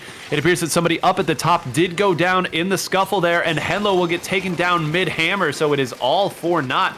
And it really appears that the Alan Gardner Fan Club, after that initial piece where they lost so many points, they've done a decent job at neutralizing here, but every time that you see a dive from Guess We're Doing Bamboo Comps now, they simply get back too quickly for there to be any sort of real punishment. Yeah, especially being coolered up when using that Reef Slider, even though it didn't get any splats, it didn't really put down a whole lot of paint. It was canceled relatively quickly afterwards, but having that Tacticooler buff, it didn't really hurt much as that they were just able to come right back in. Now Henlo throwing away that hammer, trying to get something done in the zone, but all of a sudden Bamboo Comps are out of penalty time and they have managed to take this game. Yeah, just a great understanding of the mode, and you can really kind of look at the entirety of Guess We're Doing Bamboo Comps now as that sort of like, how splat zones of a comp can we make here, and how difficult can we make it for the opponent to push their way back in? You brought up a great point where when the Reef Slider goes that far behind you, it forces everybody to turn around, because that small moment allows your 52 to push up, and then you're pushing into a pencil, probably a triple ink strike, or at least a bomb from the opposing slosher. Then you have to get through a wall, and then there's a 52 gal waiting for you on the other side of that wall. So, you know, it's this, again, the understanding of what makes the machine work. Can you throw a wrench that turns people around to allow everybody else to come back in? And it's why they are now 2 games away from taking this. I'm loving the way they're playing their brand of Splatoon and how well it's working. Yeah, it's working fantastically. Really making that Dreadringer shine. Not just with the Reef Slider, though, as well. That main weapon really coming strong. Just the synergy that it has with the rest of the team is really working out well for Bamboo Comps here. now we will see our first, I guess, rubber match, if you will. We're going to be diving right back into it because the teams are ready for it. I believe this one's going to be Splat Zones at Mako Mart. Okay, my memory hasn't totally failed me at this point. This is another map where I know it can be very difficult to keep a Carbon Roller down, and on the other side, of course, it can be difficult to deal with sloshers. But there is a new dancer at the ball right here. The Decav, the weapon that has maybe seen the most intrigue in this new patch. Yeah, the Mint Decavitator, especially on Splat Zones with that big bubbler special weapon, going to be huge for Alan Garner fan club. However, Henlo does get taken out here, and Chara pushing forward here. There's a jump coming in. Synapse going down, Henlo going down on the jump in, and now Chara's just diving further down and using that Reef Slider, looking for something with it. Doesn't actually make anything happen there, but still allows the rest of the team to hold control of that zone. Yeah, I mean, why not? You know that you're going to be back in very, very soon here. Right now, Chara's already back and contributing on the other side of the map. Meanwhile, everybody trying to make things difficult for Volty. Off screen, it appears that there's been a huge fight because that zone is much more yellow than it was when we looked away. And sure enough, it will be the Alan Garner fan club doing a great job of holding it on. And this is really their opportunity now. Your comp should be very, very good at watching this left side that everybody tries to come in for. But if you're jumping into bombs, that can hurt. It happens to everybody here. And that's another piece of this comp that can be so difficult to deal with. Just the lethal bomb nature of it here. You can throw a suction bomb down, make things difficult for your opponent there. They take a little damage and run through. For the time being, Alan Garner doing a pretty good job of fighting their way out. But again, they need a sustained hold in the center of the map, and maybe they can get it off of the shot. And yes, they certainly can. Two already going down. I'd be stunned if they don't take it here. Yeah, there it goes. There is the zone for Alan Garner fan club. Something I've noticed so far is I don't think I have seen a big bubbler coming out from Henlo, who has been getting into a lot of fights. There, that special is ready to go now as Synapse uses those tri-strikes. Henlo has that big bubbler all charged up. Volty getting a splat there from underneath. There comes the big bubbler just in the right spot to defend from that Reef Slider explosion, but it puts down so much paint that Bamboo Comps are able to take the zone off of that, stopping Alan Garner fan club's push about 10 points away from their score. Yeah, great timing there on both sides there, and I love Chara on this Dreadringer, kind of moving around and taking shots here, never diving too far, knowing that that weapon maybe doesn't have the quickness that some of the other sloshers do have there, but you can at least put a couple of damaging hitboxes out where you think they're going to be, and then dive on top of them after the fact, which is what that weapon is truly made to do. Volty's in a great spot here. Alan Garner should be able to take this back, but where are the painters? I thought there was a little more support on that side. They must have been distracted with something else because nobody was up there. They got taken down so fast. I can't believe it. Another one goes down. Yes, Tacticoolered, but I don't know if they're going to respawn in time to contribute here to the zone. No, yeah, there's only a few ticks left, and those tri-strikes coming out from Bamboo Comps aren't quite enough to seal the deal. They just need to put down a little bit more paint to go down, including the pencil. That's 3 down. Chara's the only one left alive, gets taken out, and with 1 point left to go, the Alan Garner fan club finally make their last-ditch push work and capture the zone, holding on for a little bit longer in this game. Whew, and hey, kudos to Lexi there for continuing to turf all the right spots on there, making sure that every single one of those shots got maximum value on the zone. Because I really thought that Chara was going to be able to flip that almost single-handedly with the Reef Slider and then the main weapon after the fact. So they've given themselves a new lease on life. Henlo's in a good position here. It appears identified, but once again, you called it, the big bubbler running forward there actually baits out that special from Chara, meaning that they should be a little bit weakened in terms of the special economy. If they move forward and take a couple players out, this is their opportunity. But again, just not enough. They haven't been able to finish these shots. No, not at all. And then with the numbers advantage going in favor of Bamboo Comps, that doesn't allow them to take the zone just yet. They don't have the resources that they would need. No specials fully charged up. However, at this point, they did have that killer whale ready to go, but half gets taken out. Fortunately, being tactical, they respawn with it online. However, it is Alan Garner fan club who have the zone now. Big fight coming out with that killer whale, but half does get taken out again. Alan Garner fan club are through their penalty points and now settling back into a bit more of a defensive position around the zone. Yep, the tactical cooler just went out here for Guess We're Doing Bamboo comps now, almost certainly trying to build up a sort of set play here. Yeah, this is what you pick this comp for, and it flips it back. But will they survive after the fact? That's the big question. Not only are they surviving, they are thriving. 2 go down, and the other 2 have taken a couple hits. It appears that Synapse surviving that long may have been enough, but yes, maybe no. Turfed on top. Okay, we have a scramble on the zone right now as we enter overtime. Half wins the fight against Volti point blank. Will it be enough to turf it? Desperately coming in is Dante to try to close it down. But once again, the Alan Garner fan club seems to have held on for time being. That's not a big penalty for them to fight through. They regain control. Points are ticking away, and I can't believe this game is still happening. It's still going. The overtime, they are through the penalty timer, but the zone is neutralized. The tri-strikes are coming out from both of these teams. Do they have the slider ready to go? No, they don't. Alan Garner fan club still managing to put down enough paint to hold the zone. These splats getting these picks happening, and there it goes. They get the overtime knockout from a 1 point remaining to clutch this game out. Alan Garner fan club evening up the set. Good God, what a finish that was. I'm going to need to see some battle replays for that one at the end. But if you were ever curious why the Mint Decapitator, and I guess the main weapon of the Decapitator as a whole, sees a lot of play, just watch the last, 10 seconds of that game and how good that weapon was at going right across the zone and keeping it with just enough. There were 2 or 3 times over the course of that scuffle at the end that I thought it was going to flip. There were 2 sets of triple ink strikes that they had to fight through in order to even keep the zone neutralized, much less keep scoring. Then they had to win the fights on top of that. But folks, we got ourselves a grand finals. We got ourselves a great grand finals right now. An incredible game 2 here for the Alan Garner fan club. Now, if you are on Guess We're Doing Bamboo comp side now, one thing that you can at least feel a little good about, you never feel good losing a game in that fashion, but at least on paper, that should have been Alan Garner's best shot that they could throw at you. You banned their other one, so you don't have to worry about Flounder Heights. And Mako Mart, we know, is incredibly strong. Volti has been farming people for years there, and it was also the best spot for you to bring out the Mint Decav. So now that we're going over here to Barnacle and Dime, this is another map where we might see it, but no, Henlo is switching back now to the Wiper. So you got through that one. You should be back in a great opportunity to score. You just got to cash it in. Yeah. Barnacle and Dime, both teams, again, bringing out that pencil as that Charger pencil. Huge choice here. I mean, hugely strong here. And now Bamboo Comp's able to take the zone first.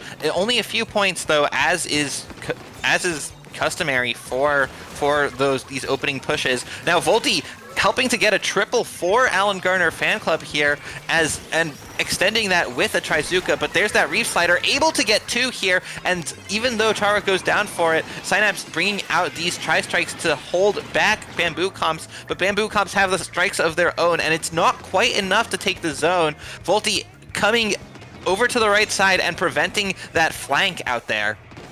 Yeah, no, Volti has really been the MVP of this at the start. Of course, it's always easy to say that when you get a triple right at the beginning of the game, but even watching that right side to make sure nobody could get through there has really given them some stability and the opportunity to move forward here. Now, going down to a whale there certainly wasn't in the game plan as Half continues to work this other side with that 52 gal here. There should still be a decent opportunity, but it appears that Chara single-handedly moving forward there and breaking that defensive stalwart piece that they had earned for themselves on that side. Henlo now moving forward, again duking it out with Half. All of this is the tactical loop on full display, and at the end of it all, it will be the Alan Garner fan club in a better position. Volti now behind, should be able to collect a couple others as well, and it is indeed in favor of the Alan Garner fan club.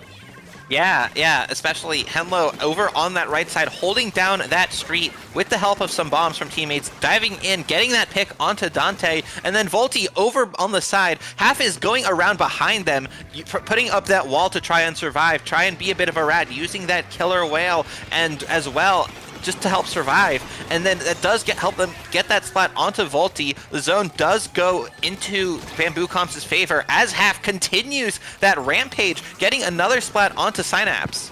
Yeah, no, it's generally, whenever you rat by yourself, it's difficult to get anything done. But when you can stall long enough for a player to jump in with a special, that completely changes the dynamic of that fight. And of course, the survivability of the 52 gal extends that window for you. Great way to make something out of nothing. Look at this. Their frontliners are already worked up on this left side there. I don't know if any of those triple ink strikes are going to get near the zone. One of them might have just gotten just far enough. Did Chara trip too much? No, at least got enough on the zone to make those points come through, and is now extending the punish. Great work. There's a few more points here. Volti opting to stay, and Shark right there gave up just a couple more points in order to do it. That is an interesting transaction to make in that moment. It appears for the time being it was the right decision, because they did take a couple people out and got a more favorable map as a whole off of it there. So a nice call in the heat of the moment there, finally giving the team a chance to fight their way out. Yeah, Hemlo able to get a trade, it looks like, in the corner there, but now with, or maybe not even, because as the cooler just coming out with all 4 players up on Bamboo Comps, there's those tri-strikes, all those specials, allowing them to take control of the zone once again. Dante trying to get something done over on the right side, but facing off against 2 players isn't able to do it. Hemlo using that hammer and not actually getting it started, getting canceled before it even began, and that means Bamboo Comps once again have control of the zone. Volti able to shark there and get that splat onto Dante, looking for something more. Bombs coming in from the team, has that wall set up, helping them to survive there over on that street as the zone just keeps flipping back and forth. Here is that Trizuka coming out. Volti gets one, and so does another player on Alan Gardner Fan Club, but that Reeve Slider gets canceled here, and that holds the zone for Alan Gardner Fan Club for a little bit longer. Yeah, but that could be big time-wise, because that's that penalty all the way gone here. The points are really going to start ticking away. Keep an eye on the top of the screen, see how close we are. We do have the Reef Slider online, but it's got to go now if it's going to neutralize this. They've just full-on given up the lead here because they are worried that they won't be able to take the zone back at all. Here we go, diving forward, needs to collect now. Volti waited that entire time to get behind them.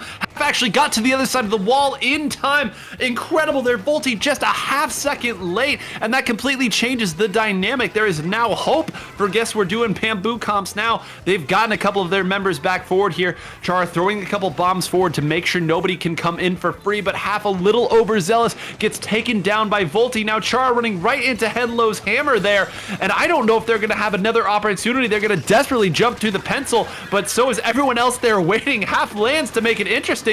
Will it be enough? Surely they can't take this back in time. Just a couple ticks away, and no, but that was awfully close.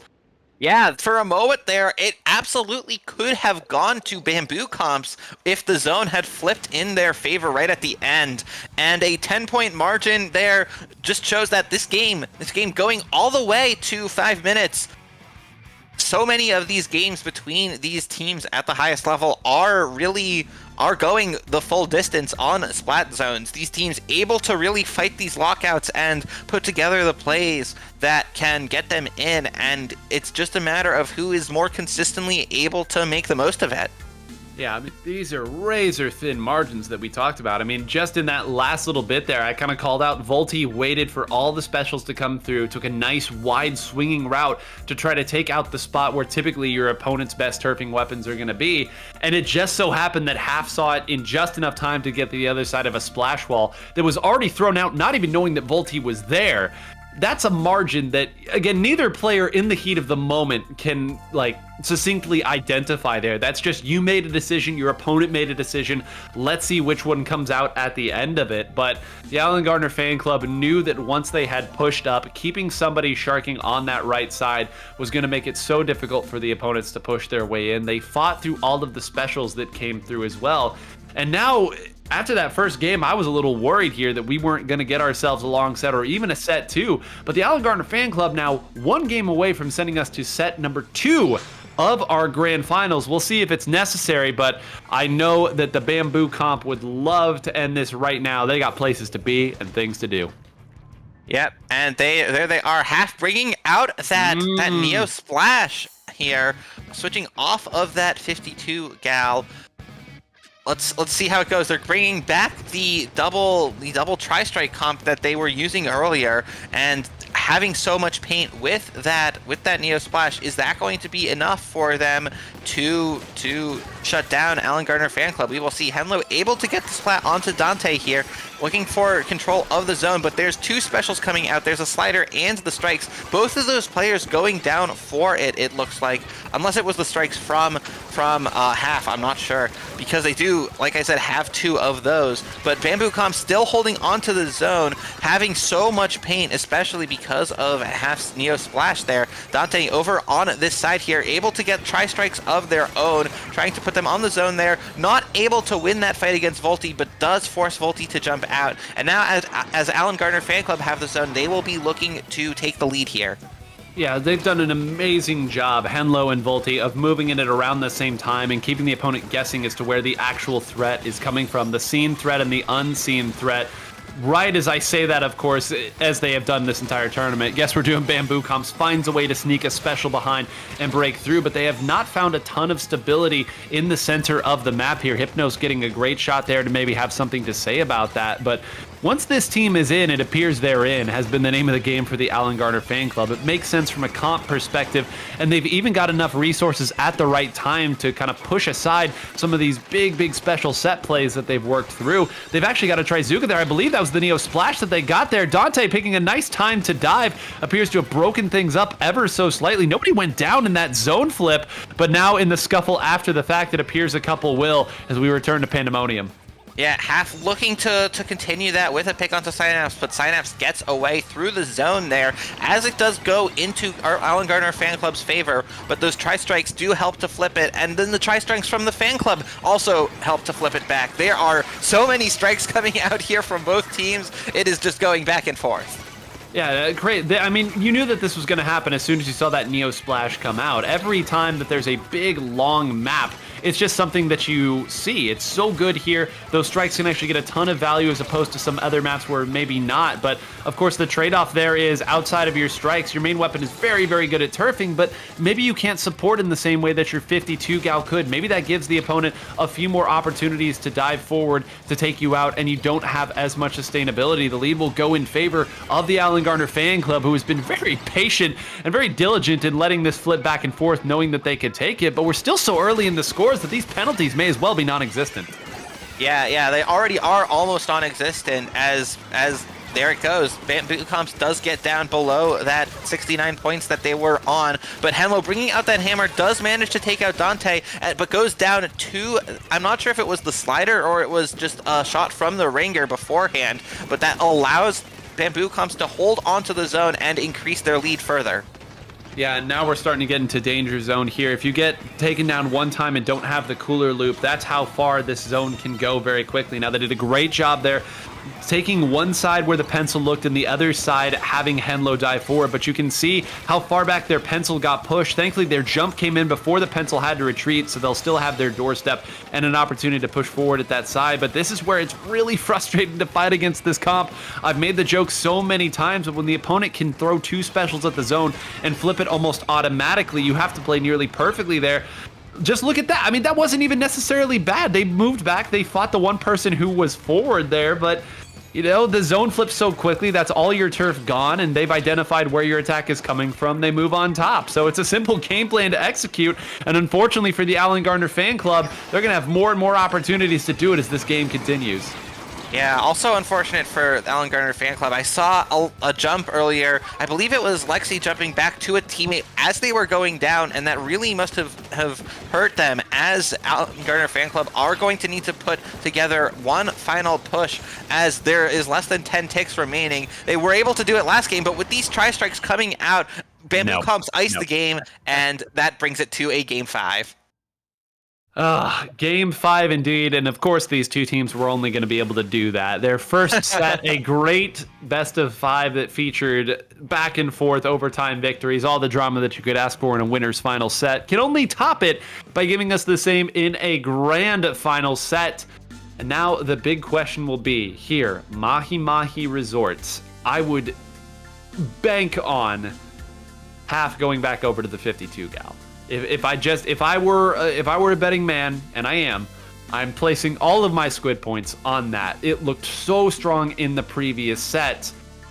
And I really think that last, again, it's Robo Ramen. You bring your triple ink strikes there too. That is just so good, such a wide map there. But you could also see how strong it looked when it was actually working in terms of flipping it here. I hope it's not a paralysis by analysis moment here for Guess We're Doing Bamboo Comps now. They've got the answer. They just need to execute. Yeah, absolutely. They have shown that they're able to win here against Alan Garner Fan Club. Both of these teams putting up such a strong fight against one another, and all it will be down to here is which team is able to make the most on Mahi Mahi. Kind of running through these situations in my head, what they could change over to, what Henlo is going to play here. I think Mint Decav is very, very strong on this map. Of course, we know that the big bubbler is on this map in particular. There are spots that you can put it where the opponent just has to walk the other way. All of our answers will be, or questions will be answered, or our answers will be questioned, one of the two, on this map here. Game number 5, if Alan Garner Fan Club wins it, we get another set and bonus Splatoon. And on the other side, if Bamboo Comps wins it, that is it. So I was wrong on all accounts, and all my money is just totally gone here. Now, both Henlo and Half have gone with the Neo Splash, and Synapse going to be going over now to the 52 gal. So we've got an entirely new look here on Game 5. Love it.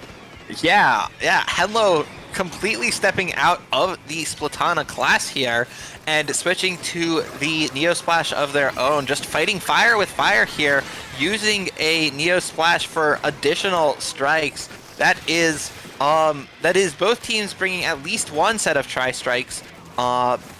It does appear that that Bamboo Comps are bringing 2. They are the team that is in control of the zone right now, but it quickly goes in favor of Alan Garner Fan Club. Volty here, sharking under that side on that unpaintable area, takes a little bit of damage, slides back, moves around to the right side, but all of that pressure from all 4 players on Bamboo Comps coming around as a group on their own left side here, holds onto the lead by 1 point. They've got that cooler out, and they are ready to fight here. Even though one goes down, they are trying to hold the zone here, but the tri-strikes seem to prevent that. Yeah, and as soon as that initial push came in, once the members of Bamboo Comps moved up to that right side, you saw them immediately throw down that triple ink strike, move Synapse up, and that broke everything apart. Very nice identification of where the opponent was moving from, and great recognition to move through on that. Now they've set up really, really well here. They're matching specials here, and they are the first to pull the trigger there. Volty, a great shot to take one of the members down. That's one set of triple ink strikes they won't have to worry about, and they still have plenty of resources on the other side. That's a tactical array going down. They aren't able to paint over the top, and I guess Chara snuck through somewhere there. You can see that both teams, as soon as those triple ink strikes went down, swapped onto the opponent's side of the attack. Synapse still there, takes out Half, and takes out another member too. Synapse, the hero, takes 3 down in a situation that I did not think they'd be able to pull that from, but that's why 52 on this map so strong. Once it gets set up on that left side, it is tailor-made for that weapon, and you can see exactly what happens when a master pilots it. Yeah, we didn't even discuss really that Synapse did switch from the Octoshot, the Tenditech Splattershot kit, to the 52 gal there, giving up the tri-strikes to Henlo, but switching it out for a Killer Whale and a Splash Wall, just showing Bamboo Comps, anything you can do, I can do better here. Take a look at this 52 gal. Now Henlo here in the zone, painting around, has those tri-strikes ready, trying to hold on to that zone. Nothing coming out just yet from Bamboo Comps. It looks like they are waiting a little bit. They do have those specials ready. There is that Reef Slider, and it is able to come in, but the strikes, only that second set of strikes is going to finish off taking the zone. But now with 2 down on the side of Alan Garner Fan Club, Volty does go down as well. Dante moving over here around the side. One drops in, but gets taken out for it. Now this is starting to become a little bit of a stagger here for Alan Garner Fan Club, but they are quickly able to identify that, and it looks like they are regrouping. However, Bamboo Comps are quickly closing the gap in that score, and they have taken the lead now. Yep, they were happy to give up the lead there, knowing what they could get off the fact here. They're going to run into the triple ink strikes here, so more points will continue to tick away. It was just Synapse in the center there. They needed another person up there to support. Volti diving out of necessity, but gets collected as well. Henlo now goes down. Lexi goes down. That should be it, barring any miracles. Dante going for the clip at the end. Spins it. They had a couple ink strikes at the end, but they did not land, and they were too far away anyway.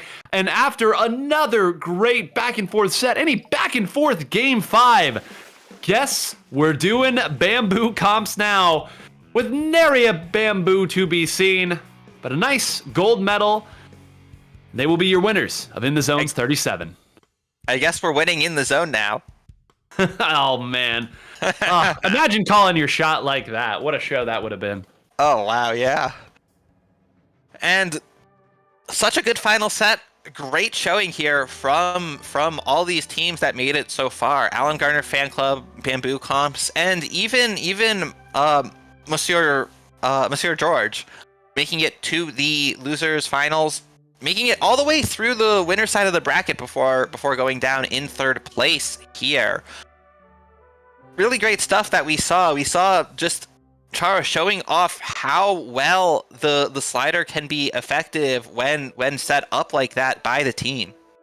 Yeah, slider, and I mean just everything about the Dread Ringer. People have said for a while, like, yeah, this should be good on zones, but Slosher exists, right? So you would see most Slosher players or people who are comfortable with that class just play vanilla Slosher because it's good. I have nothing negative to say about it.